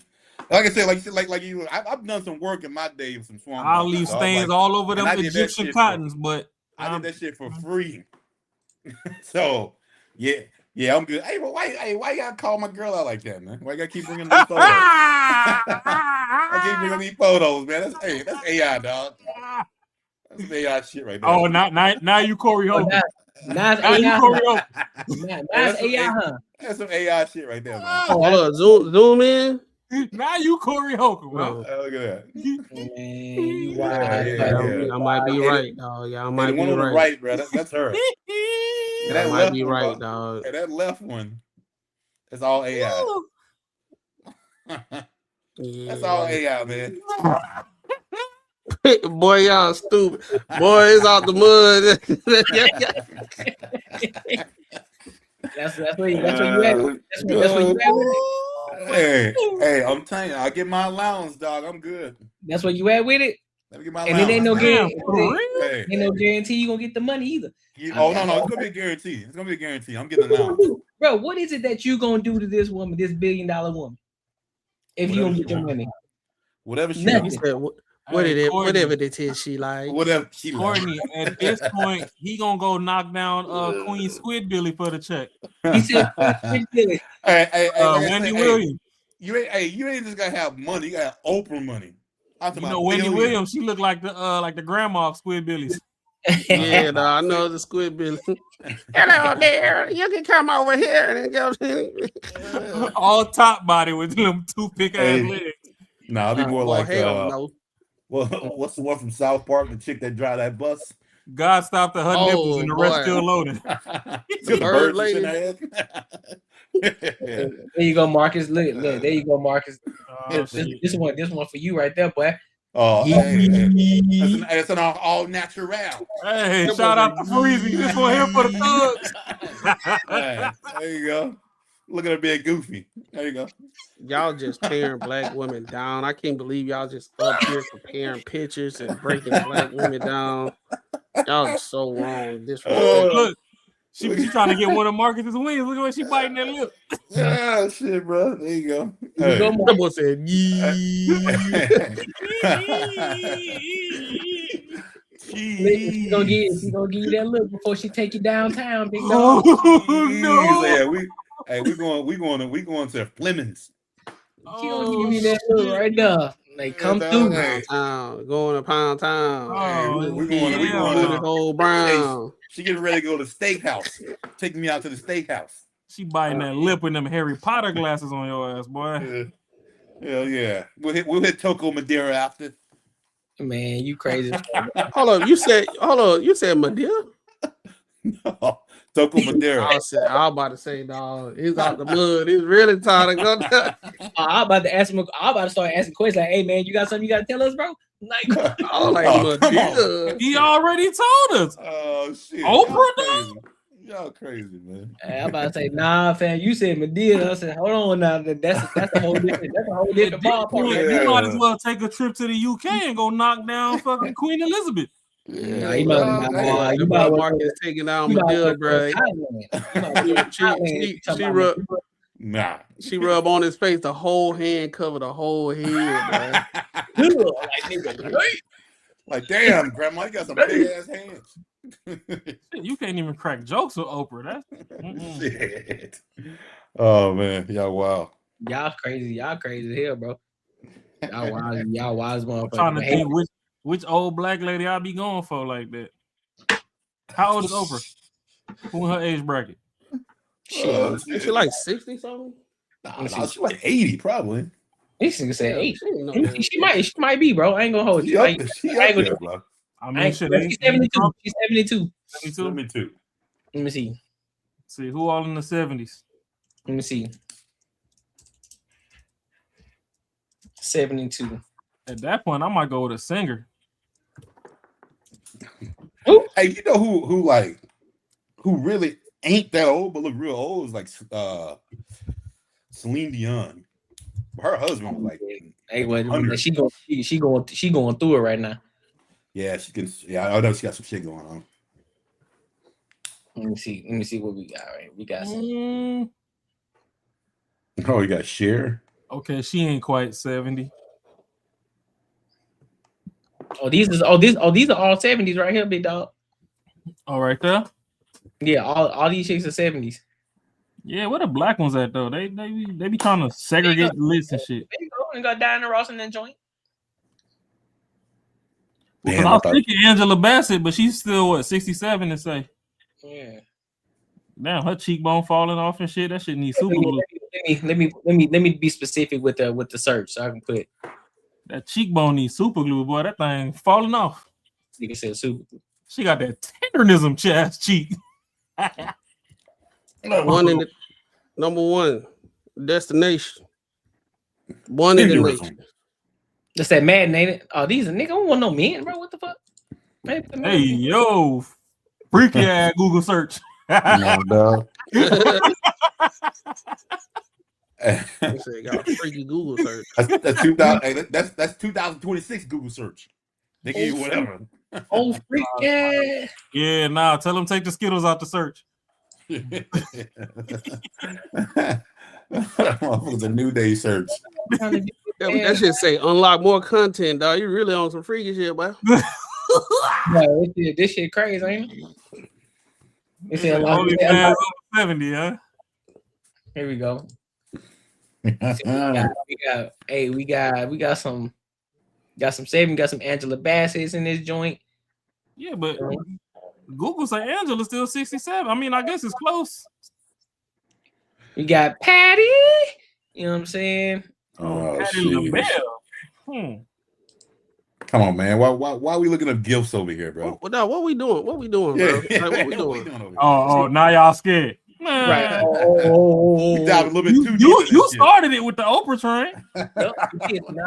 Now we down this rabbit hole. So now we trying to see who we gonna rub some bangay on. We diving too deep in this joint. We here. Hey, listen, we here now. Enjoy the ride. Hey, let's go out. Let's get out, man. Let's get out. Oh, she look like she still got a belt to whoop niggas.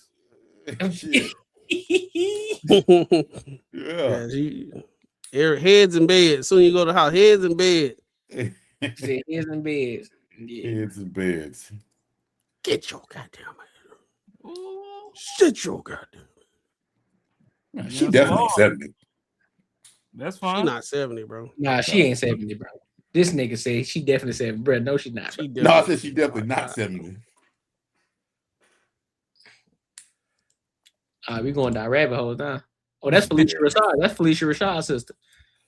Yeah, what's You know. Well, all right. Well, hey. She was a Hey, pig. we seen enough old ladies. No. You took us on a tour to the senior living home. Hey, I said a billionaire, man. That was it. Shit. Man, come on. I said a goddamn billionaire. What you need the Billy for? A Millie cool enough. Ooh, you see that soft neck? Ooh, wee. She gonna have you feel like one of them crab legs, boy. Man, if you don't sit down somewhere, bro, nigga, wow. Oh, Monique. There you go. No, that gray, listen though, that gray hair look good on Monique though. Yeah, you lying to you me? know, hey, but for real, she look better. She look better. No, now the gray than she hair did looks good back in on the her. past. Like the gray hair looks good on her. I ain't saying like she a baddie, no shit like that. I ain't Marcus over here now. Oh, come on, bro. y'all, hey, I'm talking. Yo, shout. Hey, what's the deal, man? We supposed to be talking about money over here. That's what I'm talking. I was talking about money. Y'all talking about love and shit. All these bitches got money. You ain't worried about bills. No, I'm talking about the big dog money. Fam, after you Hey, cross man, a you million, can't be don't calling them old ass lady bitches.